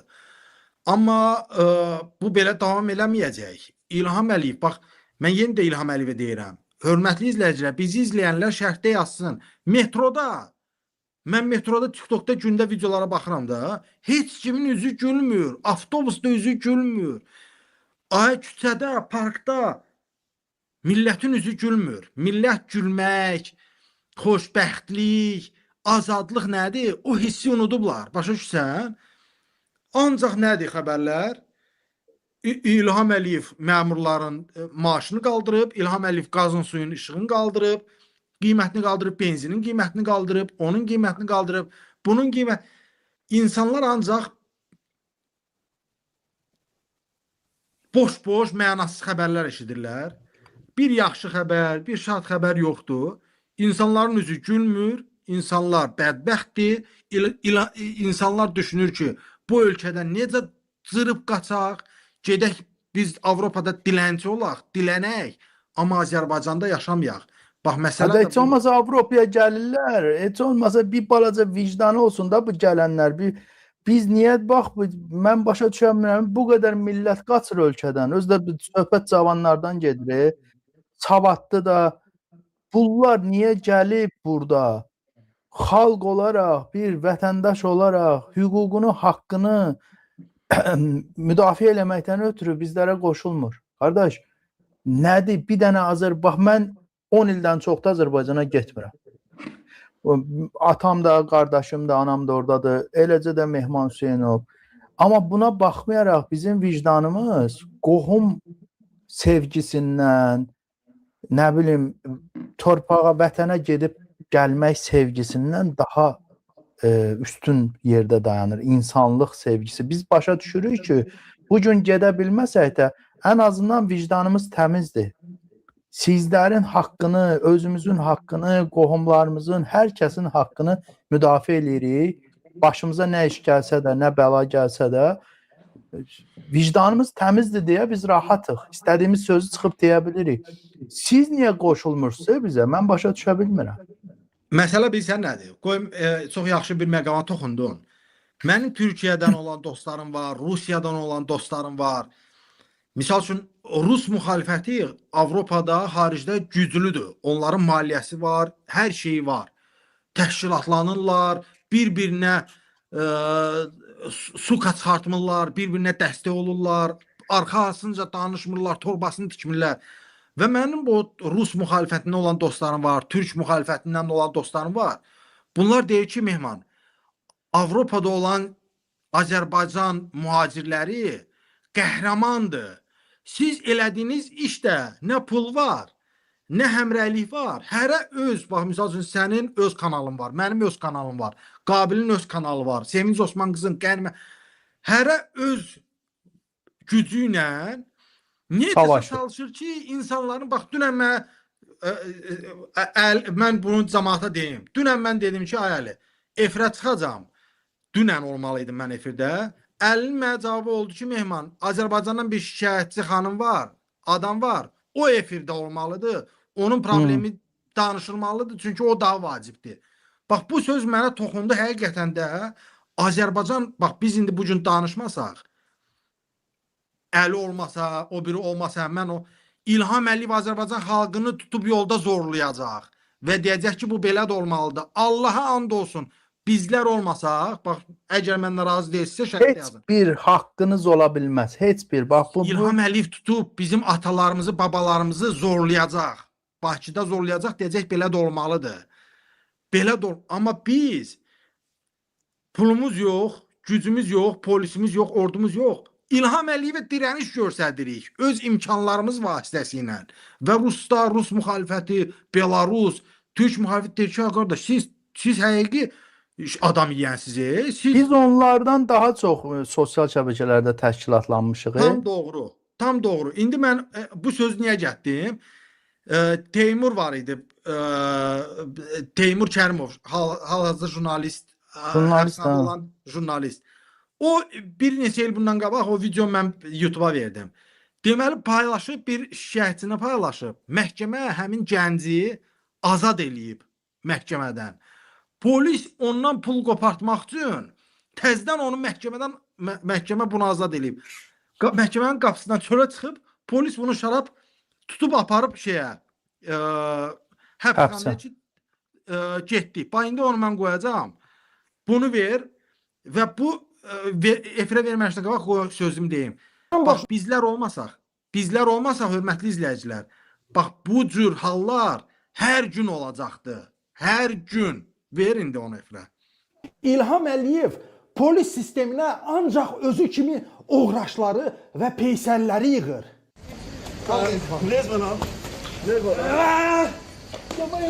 Kömək eləmə!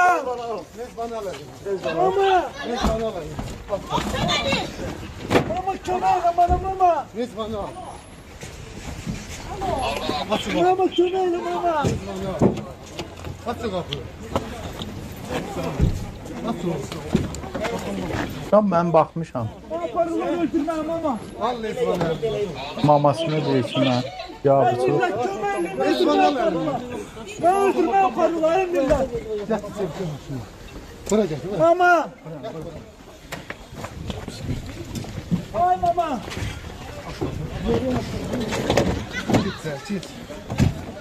Fuat! Fuat gel buraya. Çekin, çekin. Bakın beni öldürürler. Öldürürler, görürsünüz. Aparırlar öldürmeye. Xahiş ederim, köməklik. Cənab Prezident. Məhkəmə sizi bırakıp mı? Bırakır, bırakır. Məhkəmə bırakıp. Məhkəmə bırak. Otur. Bax, bunlar hər gün baş verəcəkdi. Baş verəcəkdi əgər bizlər olmasaydıq. İlham Əliyev bu qədər şəxsiyyətsiz adamda. İlham Əliyev bu gün əgər xalqa biraz mülayim, biraz nəsə tutub bizləri yolda zorlamırsa, bax bu bizim hələ ki uğurumuzdur ki, İlham Əliyev bunu etmir. Adama pis təsir elə bir Azərbaycan vətəndaşı yalvarır ki, mən yəni belə bir ki, hətta faşist Almaniyası o filmlərdə görürdük də, belə şey yoxdur ki, zorla adamı aparıb döyüb öldürürlər. Kimisinə putulka soxurlar, kimisinə dubinka soxurlar. Abi bu qədər biz, yəni biz niyə belə olduq? Niyə biz belə olmalıyıq? Ağa biz belə millət əslində deyilik. Biz əslində bizdə qayda qanun olsa, biz qayda qanuna hamıdan çox uyan millətik. Çünki Avropaya gəlir də, baxırsan ki, Avropada da çoxları tez uyğunlaşırlar. Məsələn, elə millətlər var ki, onlar inteqrasiya eləmir. Bizimkilər dili də öyrənir, nə bilim, bir iş sahibi olur, filan eləyir. Hər, necə deyərlər, iqlimə uyğun hərəkət eləyə bilirlər. Belə bir millət, məntiqi olan bir millət qalıb bir çıxılmaz vəziyyətdə. Bax, o millətin göstərir, o millətin nümunəsidir. Orada fərq deyil. O bir millətin bir güc altındakı çarəsizliyidir. O zorbalıq altındakı çarəsizlik. Məhkəmə yəqin narkotiklə şərləyiblər adamı. Məhkəmə də açıb buraxıb. Açıb buraxıb, sübut yox idi. Və bu məhkəmədən çıxan kimi bunu təzədən aparıblar ki, gəl getdik. Bax, belə əclafların ətrafında qalmışıq. Bir deputatın çıxışını da verəcəm. Yəni, bunlar, məsələ budur ki, İlham Əliyev ya Paşinyan kimi sən lider olmalısan, xalqın problemləri ilə maraqlanmalısan, xalqla görüşməlisən, xalqı dinləməlisən. Əgər bunlar yoxdursa, əgər səni artıq xalq cındır kimi tanıyırsa, sən artıq xalqı alçaltmağa başlayırsan, xalqı ələ salmağa başlayırsan, xalqı aynı bir o Mirşahinlər nə deyirdi? Deyirdi ki, siz niyə uşaq pulu eləyirsiniz? Niyə uşaq pulu tələb eləyirsiniz? Gedib qoruyucu alardınız, uşaq doğmayardınız. Bax, bu İlham Əliyevin sözləridir, bu Mirşahinin sözləri deyil. Səidə Bakir qızı nə deyirdi? Deyirdi ki, kişi də uşaq pulu istəyər. Bax, bu İlham Əliyev keçib axırıncı yola, insanları təhqir eləməyə. Bax, bu deputat da insanları ələ salır ki, dolasın da, cəmaatı dolasın. Onu da ver efrə. Əgər kim desə ki, işləməyə, nə bilim, qazanmağa pulu yoxdur, yalandır. Dövlətə əl açıb, demə ki, mənə pul ver, o getdi. Niyə Milli Məclisdə oturan deputatlar özlərini söydürməkdən kayf alırlar, ha? Niyə bu deputatlar xoşlayırlar ki, xalq onları söysün, xalq onları təhqir eləsin, xalq onları itin dalına soxub çıxartsın? Niyə? Niyə? Allah'a şükür cəmaatın vəziyyəti çox yaxşıdır. Gör özünə iş vaxt tap, günah tap. Sən gözləyirsən ki, dövlət mənə pul versin. Dövlət nə bilim, bir traktor versin, kombayn versin. Əgər 10 nəfər yığışın, gedin bir traktor alın. Heç kimə də minnət eləməyin. Yerini qazda ən əsas məsələ bu yeri qazmaqdır. Sonra toxum da verirlər sənə, subsidiya da verirlər sənə. Sən tənbəlsən, şah tənbəli. İndi biz neynəyək sənin üçün? Cəmaatın əgər kim desə ki, işləməyə, nə bilim, qazanmağa pulu yoxdur, yalandır. Bax, belə deyir ki, dövlət birinci məndən almasın, məni rahat buraxsın. Desin ki, dövlət, neft, qaz, dövlət məmurlarını təmin etmək üçündür. Ey xalq, gedin öz başınıza yaşayın. Biz sizdən vergi də almayacağıq, biz sizə də qarışmayacağıq. Gedin kəndlərinizdə, şəhərlərinizdə ticarət qurun, biznes qurun. O Dubaydakı kimi də azad ticarət. çox doğru vurğulayırsan. Bu cəmaata desən ki, get kəndində ək, biç, özün dolan, bu cəmaat gedib eləyər ha. Xoşbəxt də yaşayar. Məsələ budur ki, İlham Əliyev deyir ki, nə əkinlə məşğul ol, nə kartof ək, nə sən gəl Bravoda mənim kartofumu al. Sən gəl mənim ətimdən al. Pulun yoxdursa öl gəbər. Get kredit götür, mənim bankımdan kredit götür. Get mənim bankımdan ay nə bilim 2000 manat, 3000 manat borc götür. Get özünə ət al, sonra borcu qaytar.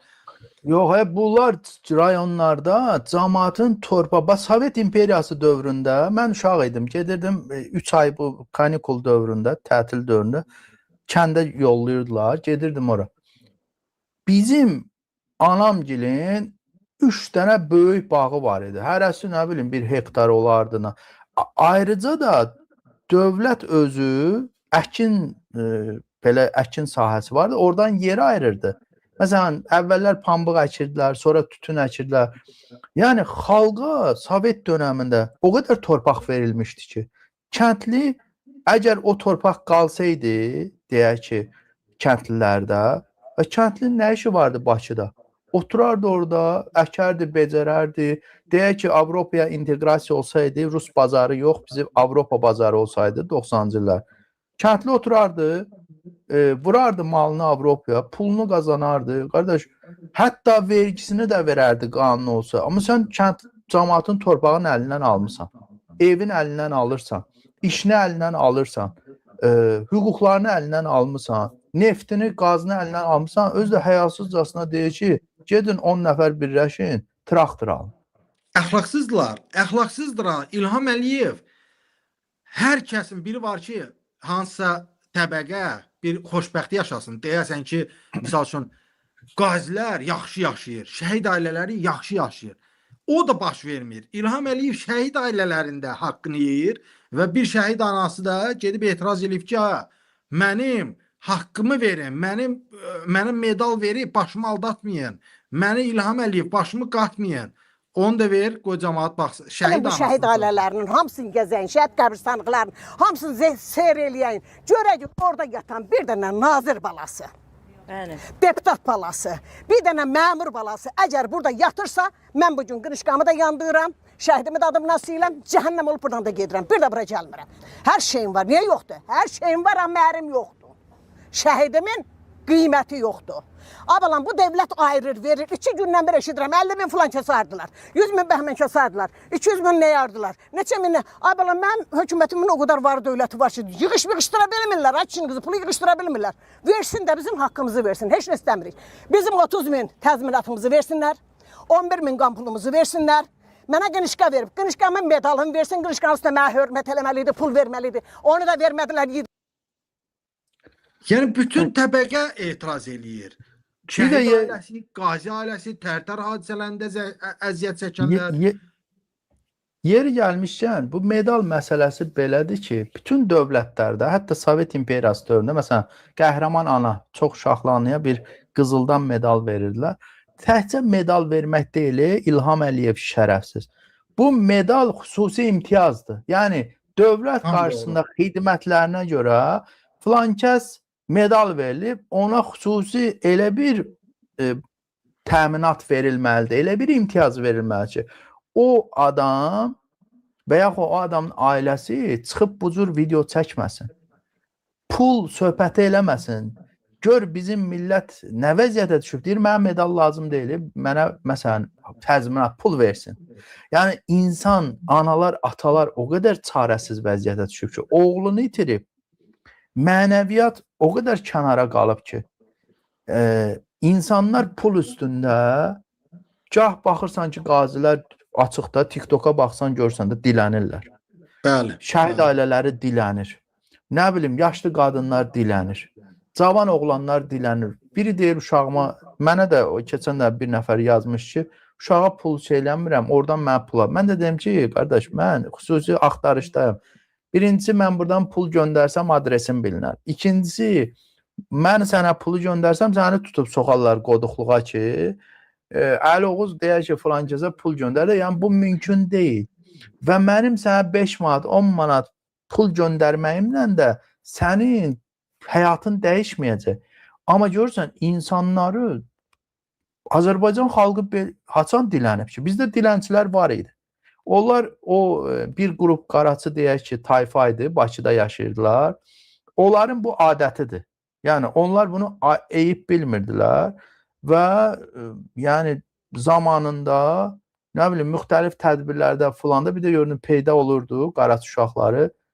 Pul cəmaət də onlara pul verirdi və onlar bunu ayıb bilmir. Amma bu gün elə bir vəziyyətdir. Zibil vedrələrindən yaşlı kişilər, qadınlar çörək axtarırlar, nə bilim plasmas qablar axtarırlar və ya sosial şəbəkələrdə saysız hesabsız mədəni dilənçilər formalaşıb. Bu TikTokda oturanlar var səhərdən axşamacan. Onların çoxu mədəni dilənçilərdir də. TikToker adı altında dilənir də əməlli başlı. Elədir. Yenə də bunun kökü nəyə gedir? Ölkədə olan işsizlik, ölkədə olan kasıbçılıq, yoxsulluq və insanlar məcbur qalıb TikTokda kimsə bədənini satır, kimsə meymunluq eləyir, kimsə tulalıq eləyir, kimsə götəgəni eləyir, pul qazanır. Deyərsən pul qazanır, cəhənnəm, qəpik quruş qazanır ha. 1-2 manat, 3 manat.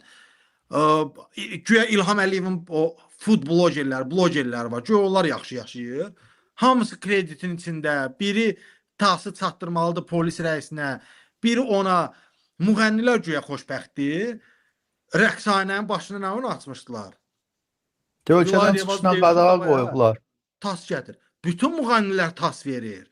Manafı da, Manaf Ağayevi də, ay nə bilim, Aygünü də, Faiq, hamı tas verir. Kimsə dalını verir, kimsə tasını verir, kimsə vicdanını verir. İlham Əliyev deyir ki, hər kəs mənim kimi əxlaqsız, vicdansız olmalıdır.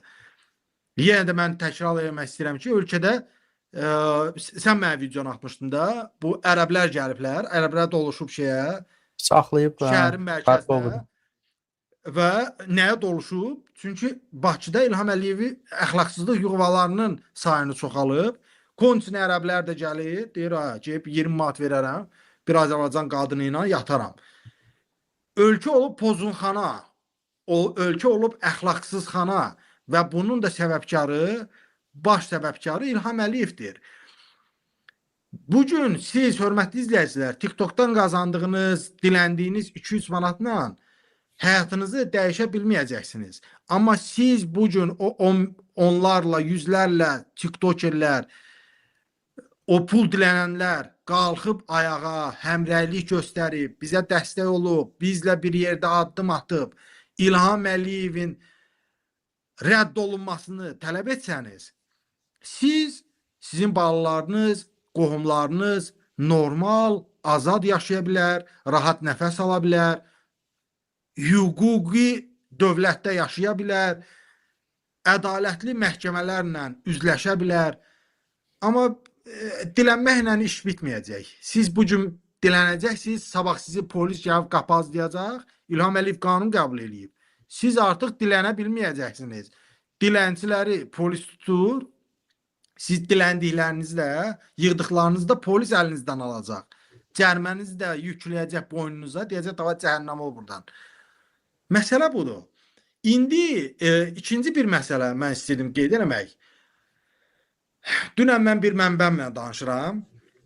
Siz bilirsinizmi, ölkədə son 6 ayda çörək oğurluğu ilə məşğul olan, ay nə bilim, kimsə qoyun oğurluyubsa, kimsə ağır cinayət törədibsə, kimsə o Arzum TikToker kimi yüngül qəza törədibsə, kimsə xırda cinayət törədibsə, heç kimə şərti iş vermirlər. Polislər kimi tutursa, kimin işi polisə düşürsə, məhkəməyə düşürsə, İlham Əliyev şəxsən prezident aparatından Ədliyyə Nazirliyinə tapşırıq verilib ki, pul alınmadan heç kim azadlığa qovuşa bilməyəcək. Niyə? Məsələ niyə? Siz elə bilirsiniz ki, həbsxanalarda Azərbaycanlıların sayı çox olsa, İlham Əliyev ziyana işləyəcək. İlham Əliyevin ən çox gəlir gətirdiyi yer həbsxanadır. Həbsxanada hər bir məhbusun payına hər ay, misal üçün Mehman Hüseynov həbsxanadadsa, mənim hər ay dövlət büdcəsindən mənə günlük 10 manat ayırır. Hər gün dövlət büdcəsindən bir məhbusa bir gününə 10 manat pul ayırır. Yeməyi, sigareti, tapçıqası, geyimi 10 manat. Mehman 30 gün həbsxanadadsa neçə eləyir? 300 manat. Mehmanın sayı 1000 nəfərdirsə bir həbsxanada, bu eləyir 3 milyon və 300 min, nə qədər eləyir? İlham Əliyev həbsxanalardan belə pul qazanır. Çünki dövlət büdcəsindən pul ayrılır. Büdcədə o qədər pul var ki, o pulu dağıtmaqdan ötürü, düzdür, bizim qabağımızda hesabat vermir, amma xarici hansısa təşkilatların, dövlətlərin qabağında bunların hətta neftin pulu ilə bağlı hesabat verilər. Yəni bunların bu maxinasiyaları mən dəfələrlə danışmışam ki, niyə offshore şirkət açırlar, niyə güya burada milyon şəhərin mərkəzinə, niyə 10 milyon İlham Əliyev filan yola ayırdı, şəhərin abadlaşdırılmasına, söküntü, Sən çox düzgün vurğuladın. Bax, sistemi mən izah edeyim, çünki mən o sistemin qurbanı idim. Mən həbsxanada olanda deməli gördüm ki, bir məhbusa 10 manat bizim müəssisədən misal üçün hər ay 300 min dövlət büdcəsindən yuyulur. Sonra bu hesabatları Avropa Şurasına göstərirlər ki, baxın, bizim məhbuslarımız bu qədər pul xərcləyir. Yaşamır. Biz onlara yoğurtunu veririk, snikersini veririk, tapskasını. Bax, Mehman həbsxanadadır. Biz onun toyuğunu veririk, yeməyini veririk. Və Avropa Şurasından, Avropa Parlamentindən, Avropa Komissiyasından milyardlarla nə alır? Pul alır ki, yatırım.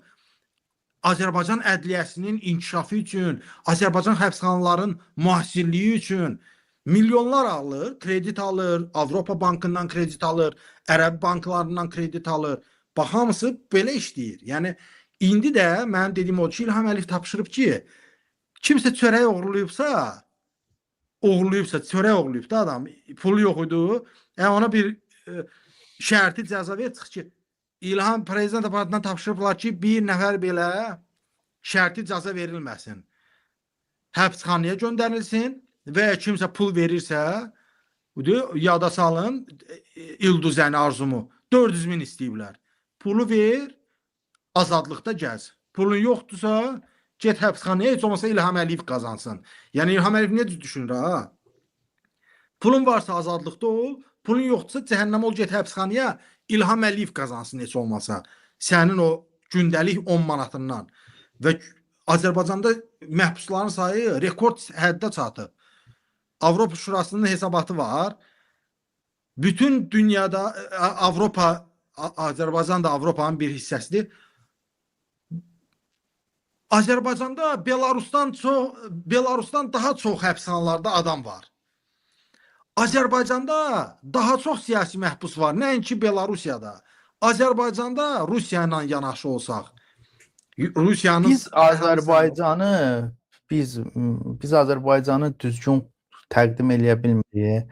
Azərbaycan dünyada bu dəqiqə ən qəddar rejim, ən belə alçaq rejim, xalqı tamamən soyqırım eləyir. Bax, bu Azərbaycan hakimiyyəti Azərbaycan xalqını konkret olaraq kökünü kəsir.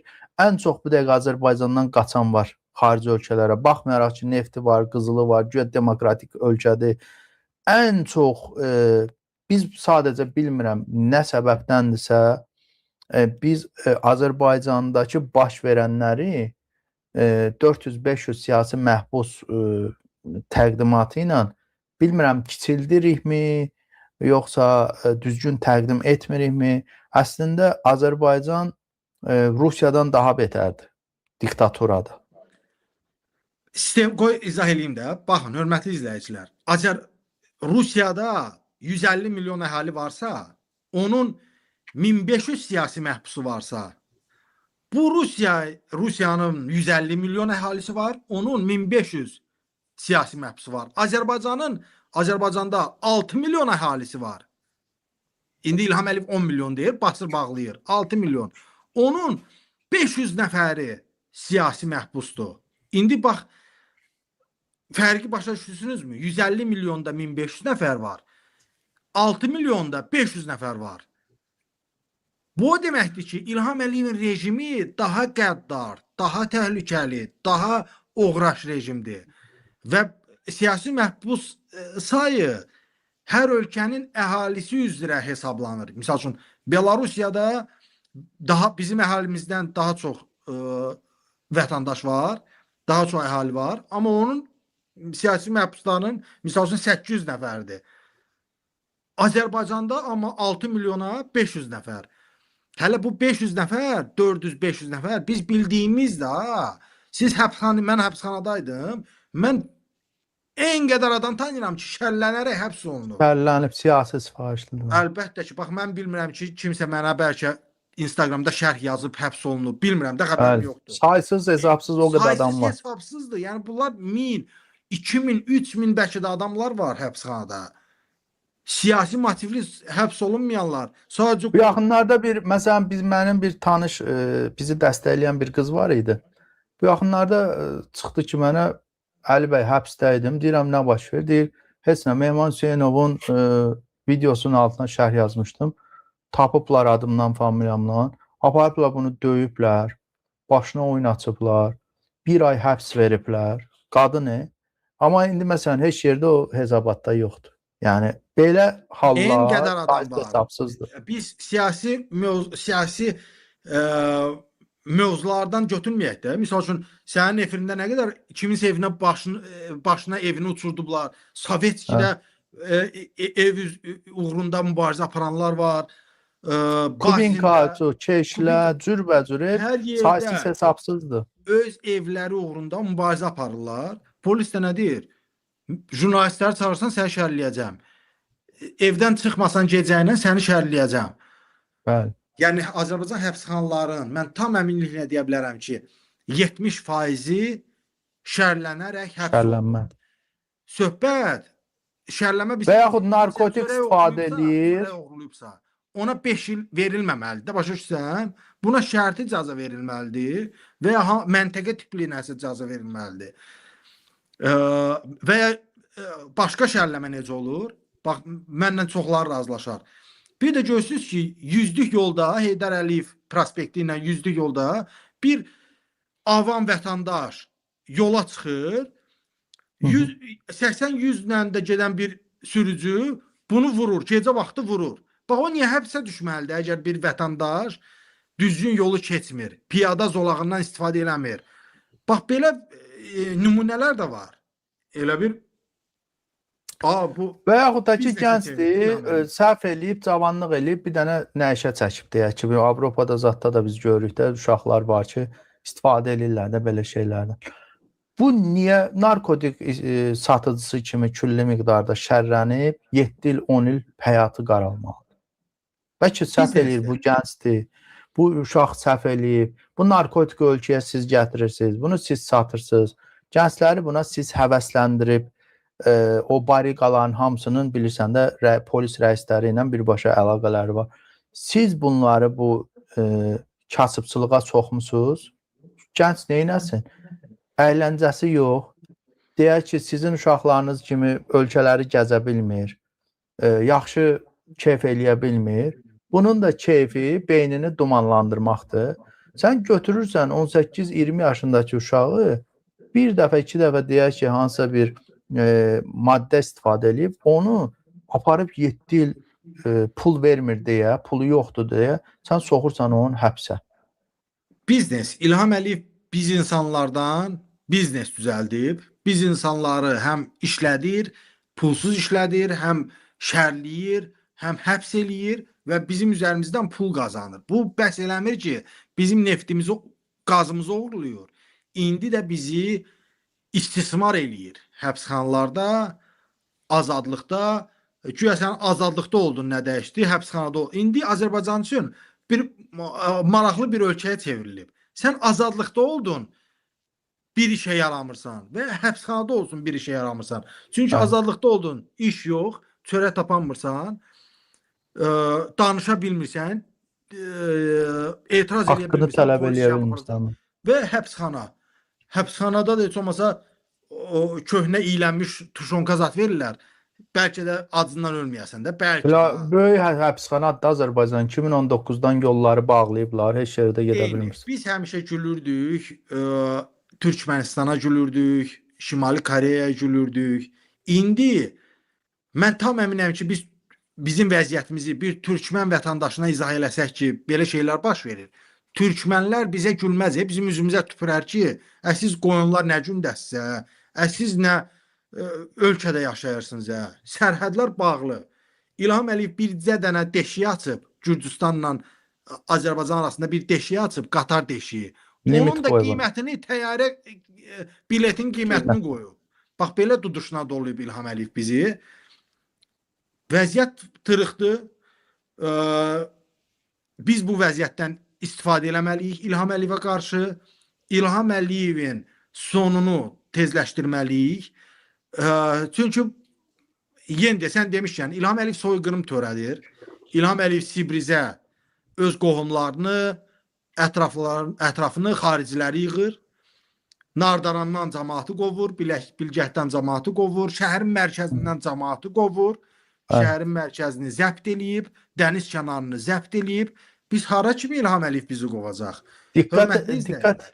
Diqqət eləmirsən, son zamanlarda bütün şirkətlərin, öz şirkətlərin rəhbərlərini xariciləri qoyur. Əlbəttə ki. İngilislər, nə bilim, gürcülər, ruslar, cürbəcür. Mən diqqət edirəm, son vaxtlar yazıb paylaşırlar da bu Telegramda xəbər sahib. Baxıram ki, filan şirkətin rəhbərini, nə bilim, qeyri-Azərbaycanlıdır da, hansısa başqa ölkənin vətəndaşıdır. Məsələn, İtalyan petrolünü aldılar bunlar.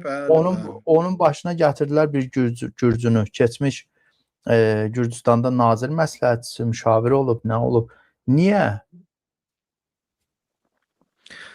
Səbəb çox aydındır. İlham Əliyev öz xalqına nifrət eləyir. İlham Əliyev, mən efirin əvvəlində demişəm də, İlham Əliyev, siz elə bilirsiniz ki, bu Siyavuş Novruzova güvənir, etibar eləyir. O heç Mehriban Əliyevəyə güvənmir. O heç Mehribana inanmır. Yəni, bunlar elə bir oğraş bir sistem qurublar ki, İlham Əliyev deyir ki, mən xaricilərə, İsrail vətəndaşına, İran vətəndaşına, Rus vətəndaşına daha çox etibar eləyərəm. Nəinki Azərbaycan. Sadə məntiq. İlham Əliyev əmindir ki, hər bir Azərbaycanlı ona nifrət eləyir. Hər bir Azərbaycanlı bir məqam axtarır ki, İlham Əliyevi ortadan yox eləsin. Yunus Səfərovu yada salın, necə ki, Elmar Vəliyevin təpəsindən gülləni qoymuşdu. Nifrət pik həddədir İlham Əliyevə qarşı, nəinki İlham Əliyevə qarşı, Əliyevlər rejiminə qarşı. Polisə güvən qalmayıb, prokuraturaya güvən qalmayıb, məhkəmələrə güvən qalmayıb, banklara güvən qalmayıb, millətin, mən dünən dəhşət statistikaya rast gəldim. Əhalinin 70%-i ölkədən çıxışa stop qoyulub. Niyə bilirsən?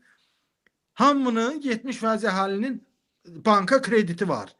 Paşa Bank, Kapital Bank, Milli Bank, ay nə bilim, bu Paşayevlərin banklarına hər kəsin borcu var deyə məhkəmə düşünmədən stop qoyur. Elə vətəndaş var ki, mən hər həftə elə statuslar görürəm.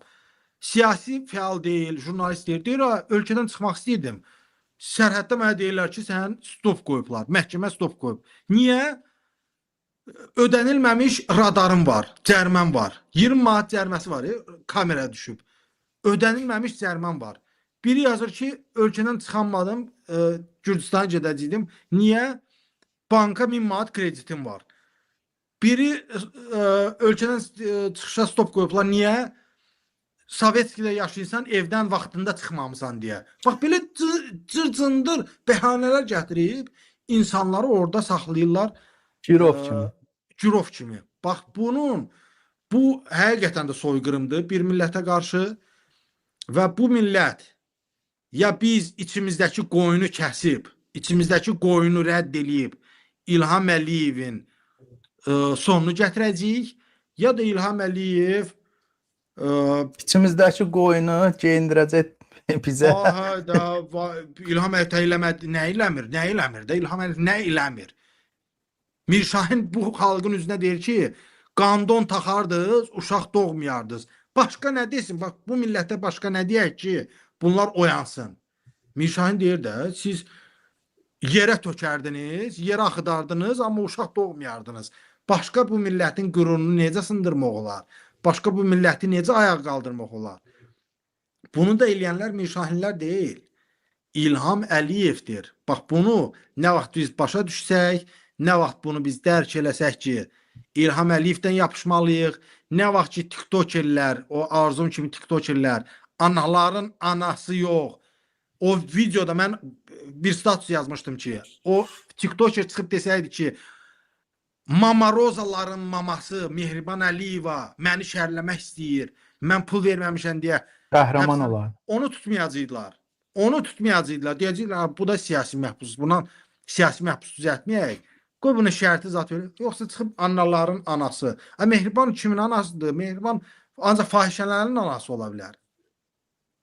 Belə. Yox, nə xeyri var ya? Onunla bərabər də eyni müddətdə Zeynəb Xanlarovanın qohumunun adı nədir o qadının? O da çıxdı, müraciət elədi, cənab prezidentlə Müzəffər Ali. Xanlarova. Eyni aktrisa.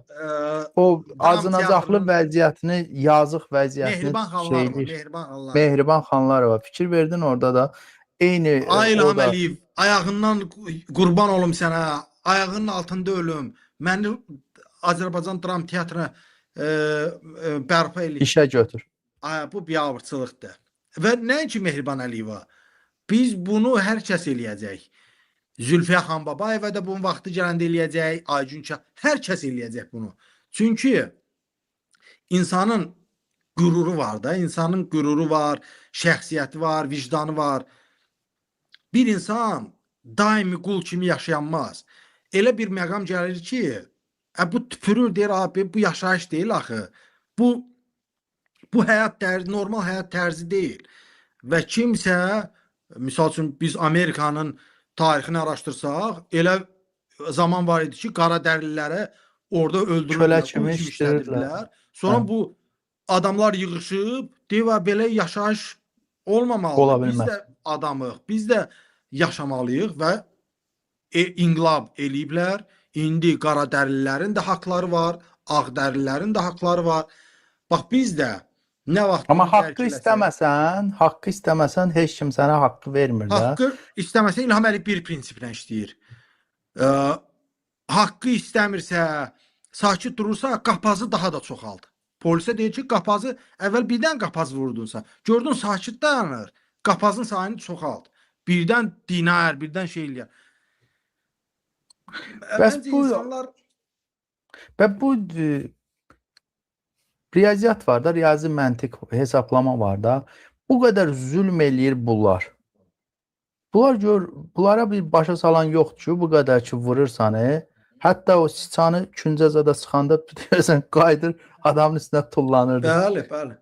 Yəni, bunlar başa düşmür ki, bu qədər sıxma, boğma ilə bunun sonu qan tökməyə gedir də, açıq deyək də. Yəni, burada Azərbaycanda sivil dəyişiklik, kim ki deyir, ay nə bilim, bizim bu gözəl bir Real Partiyasının sədri var da, İlqar bəy.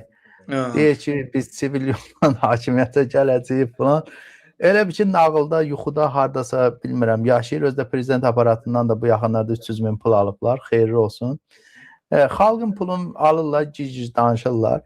Yəni, məntiq onu deyir ki, səni, məni əzirlərsə, incidirlərsə, biz mütləq qisas alacağıq. Və bu saysız hesabsızdır bu insanların. Ölkədən nə qədər insan qaçıb, didərgin düşüb, səsi... İndi adam var ki, çox qorxur da, bizim kimi deyil. Məsələn, həddindən çox. Avropadadır, qorxur. Rusiyadadır, qorxur. Nə bilim, Türkiyədədir, qorxur. Amma bu qorxu da bir yerə qədərdir. Qorxu nədir? Qorxu odur ki, məsələn, bugün nə isə itirə bilərəm. Kimisi deyir ki, anama görə qorxuram, qardaşıma görə, bacıma görə. Bu da bir yerəcəndir də. Necə ki, görürsən, o qız düşünürdü ki, tutulmayacaq, çıxıb Mehribana müraciət eləsə. Düzdür? Çıxdı, müraciət elədi. Soxacaqlar içəriyə. düşmən elədilər özlərinə. Bəli. Bax o Almandır da Deniz. İndi o Deniz sabahları çağırsaq efirə, Almanca ondan danışsaq, Almanlar eşitsə ki, o Denizin ailəsinin başına necə şərliyib, iş gətirib Əliyevlə, necə olacaq? Yəni, bunlar gör nə qədər axmaq, nə qədər belə, sən 30 ildən çox ölkədən, mən təxminən bir 2 trilyon pul çıxardıblar da bunlar, bu ümumi götürsən, məmurlarla bir yerdə. Bu qədər pul oğurla, Türkiyədə böyük şirkətlər qur, İtaliya, İspaniya, Almanya, sənə bir video atacağım, Alman dilindədir. Bax, Frankfurt var. Frankfurtun finansamtı var, yəni vergilər idarəsi var. Onun bir binası bilirsən kimindir? İlham Əliyev. İlham Əliyev onu alıb Almanyanın vergilər nazirliyinə kirayəyə verib. İldə milyonlarla pul İlham Əliyevin cibinə gedir. Bunu Almanlar deyirlər ki, bu nə ölkədir? Hansısa bir kiçik bir dövlətin rəhbəri gəlib bizim burada Frankfurtda böyük bir binanı alıb bizim vergilər nazirliyinə kirayə verir. Londonu götür. Londonda beynəlxalq araşdırmaçılar 1 milyardlıq mülk tapıblar. Ateli, evləri, müəssisələri. İlham Əliyev doymur. İlham Əliyev doyan deyil, amma biz İlham Əliyevin qarşısına alacaq bir tək qüvvə varsa, o xalq olacaq. Baxın, mənə bir şey ləzzət eləmədi ki, Avropa Komissiyasının prezidenti bu yaxınlarda Ursula von der Leyen Azərbaycana səfərə gəlmişdi və siyasi məhbusların çoxsu müraciət eləyirdilər, ay nə bilim bizi unutmayın, bizi də İlham Əliyevin deyin, nəticədə deməyib ha. Nəticədə siyasi məhbus söhbətləri aparılmayıb. Nəticədə İlham Əliyevdən daha çox qaz alıblar, enerji alıblar. Və mən ürək ağrısı ilə o müraciətləri oxuyurdum. Çünki mən deyirəm ki, bizi nə Avropa xilas eləyəcək, nə Amerika, nə digərləri. Xalq ancaq özünü xilas eləyə bilər. Necə ki, biz Rus imperiyasından necə çıxdıq? 90-cı illəri yadınıza salın. Milyonlarla adam azadlıq meydanına yığışıb. Biz indi demirik, milyon lazımdır. Bizə 100.000 adam meydana çölə çıxsa, evindən həyətinə çıxsa, eyni anda, eyni saatda İlham Əliyev qaçacaq. İlham Əliyev mehribanı, gəlinini, qızlarını qoyub qaçacaq. Bu o qədər şəxsiyyətsiz adamdır. Ona görə hələ biz daxildəkini demirik, xaricdəkilər bir icma formasında. Əlbəttə ki, əlbəttə. Bizim kimi, yəni bu statistika İlham Əliyev getdikcə azaltmağa çalışır. Məsələn, deyək, Vidadi İskəndərlini öldürdü, Məhəmməd getdi, siyasətdən getdi, deyək ki, filan kəsi aradan götürürlər, Bəhmən kəsi. Belə olmalı deyil, biri gedəndə onu çıxmalıdır. Bəli. Prinsipial olmalıyıq biz. Qıraqdakıların itirəcək nəyi var? Həyata bir dəfə gəlsən. Məsələn, Mehman neçə yaşım var? Mənim 44 yaşım var. 10 ildə xaricdəyəm. 34 yaşından xaricdəyəm. 10 ilim, yəni 44 ilim gedib. Bundan sonra artıq o dönəmlər gəlir ki, həyatın mənası da itir bizim üçün. Çünki bizim üçün mənalı həyat uşaqlıqdan böyüdükcə həyata tutunurdun, hər şeyi görüm, gəzim, eləyim. O dönəmimizi bizi bədbəxt elədilər, aldılar bizdən. Biz də bu günləri o dönəmlərin və sizin də o dönəmləriniz ki alınıb, onun mübarizəsini aparırıq, qisasını almaq üçün savaşırıq. Bizim bundan sonra Mehmanın deyə 50 yaşında 1 milyon pulu, 5 milyon, 10 milyon pulu olsa nə faydası var ki onun? Güya 50 yaşdan sonra bu özünü 20 yaşında, 18 yaşında gənc eləməyəcək ki, gəncliyini yaşasın. Adamın gəncliyini məhv eləmişsiniz. Bizimkini də və milyonlarla Azərbaycan gəncində onun kimi. Yəni, birinci bizim bu xaricdəkilər fəaliyyət çoxalmalıdır. İngilis dilini bilənlər var, Alman dilini bilənlər var. İndi çoxdur. Almaniyada hər şəhərdə 3-4 dənə Azərbaycan ailəsi var. Bəli. Mən bir dənə Azərbaycana gedib gələcəm deyə susmaq vicdansızlıqdır. Nə var bu Azərbaycan? Bax Arzunun başına görün nələr gəldi. Sizin də istənilən şəxsin getdikcə polis qudurur. Çünki daha çox pul lazımdır. Əlbəttə. Daha çox azğınlaşırlar. Xaricdəkilər də bunlar üçün yemdir. Bax Rusiyadakıları vurdular meyvə. 2023-də xatırlayırsan nə qədər meyvə alverçilərini qapatladılar. Dubaydan qızıl gətirənləri mənə məlumat vermişdilər. Hamısını aparıb soxmuşlar Bandatdelə. Neçə milyon pul istəmişdilər ki, bu qədər qazanmışsınız, hesaplamışıq, verməlisiniz bizə. Elə ki var. Yəni bunlar kimsə düşünmüş xaricdə gedib iş quracağam, sonra mışıl-mışıl ölkəyə gedəcəm, kebabından yeyəcəm. Banditizm sizi buraxmayacaq. Banditizm sizi götünüzdə olan o son tumanınızı çıxardıb ölkədən o yoluxmuş toyuqlar kimi yola salacaqdır. Hanı salır ki, stop qoyur, hara salır? Məsələn, rəqsanəni tutdular, nəyi var aldılar. İndi də deyirlər, get müğənnilik elə, pulunu gətir, ödəcinə stop qoyublar, çıxanmır. İndi son vaxtlar demək olar ki, ölkə əhalisinin çox hissəsinə stop qoyublar. Kimin bir balaca? Keçən bir nəfər mənə zəng vurmuşdu, deyir, nə bilim 2010-cu ildə nə vaxt cəbhənin mitinqində tutulub, bu yaxınlarda çıxmaq istəyib ölkədən stop qoyulub. 10-15 il bundan hər kəs İlham Əliyevin siyasında, bu rejimin siyasında olan hər bir kəs nəzarətdədir və yenə deyirəm, sən mütləq deyil ki, mehmanla mübarizə aparasan. Sən adicə banka kreditin varsa, stopdasan, ölkədən çıxsan qadağa. Maşının radara düşübsə, stopdasan. Cəriməni ödəmədinsə, stop. İşıq pulunu vaxtında ödəmədinsə, stop. Qazın, suyun borcu yaranıbsa, stop. Türmədə də yenə deyirəm ki, Azərbaycan böyük bir həbsxanadır və bu həbsxanadan azadlığa çıxmağın tək bir yolu var. Azərbaycan xalqı birləşməlidir. Avropada olan siyasi mühacirlər birləşməlidir və İlham Əliyevi hər an mən YouTube'da, sosial şəbəkələrdə hər gün video paylaşdım. Mənə cəmaət deyir ki, Mehman, sən yatmırsan bala, yatmırsan, dincəlmirsən, parka niyə getirsən? 2-3 dənə paylaşsan, səhv etmirəm. Ən az ki. Mən ancaq demişəm ki, İlham Əliyev, yay aylardır. Yay aylarında belə özümə istirahət vermirəm. Deyirəm ki, yox, qoy insanlar başa düşsün, dərk eləsin, maariflənsin, başa düşsünlər ki, ölkə uçuruma gedir. Mehman indi yay aylarında necə istirahət eləsin, onu düşünmür. Mənim tək bir düşüncəm var ki, insanları maarifləndirmək, insanları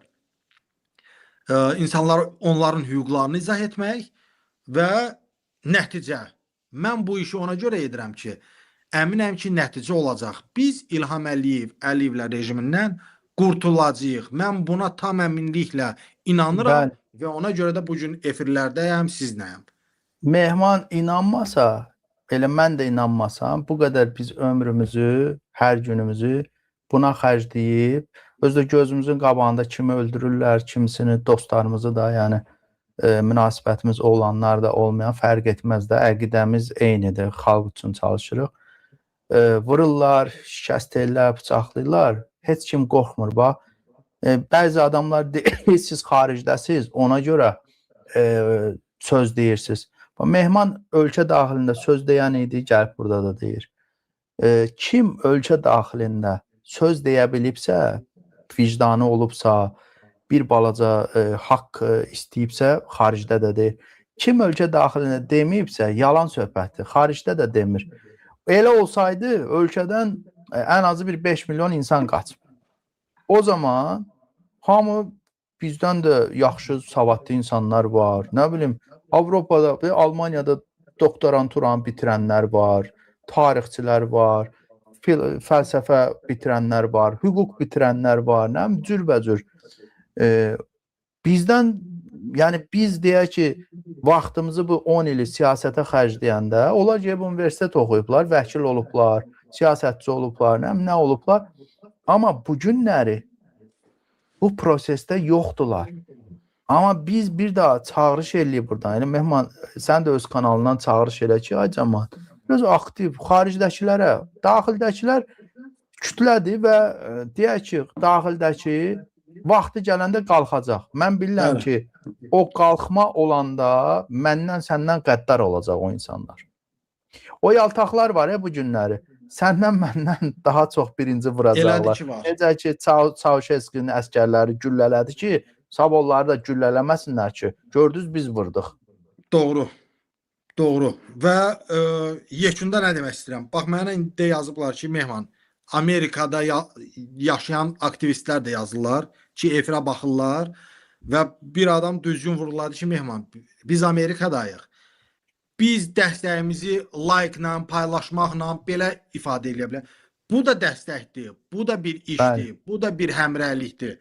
Və mən Avropada, Amerikada, Çində, Rusiyada, Türkiyədə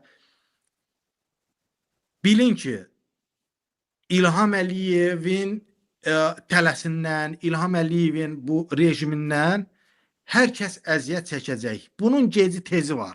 Amma bu sizə çatmamış.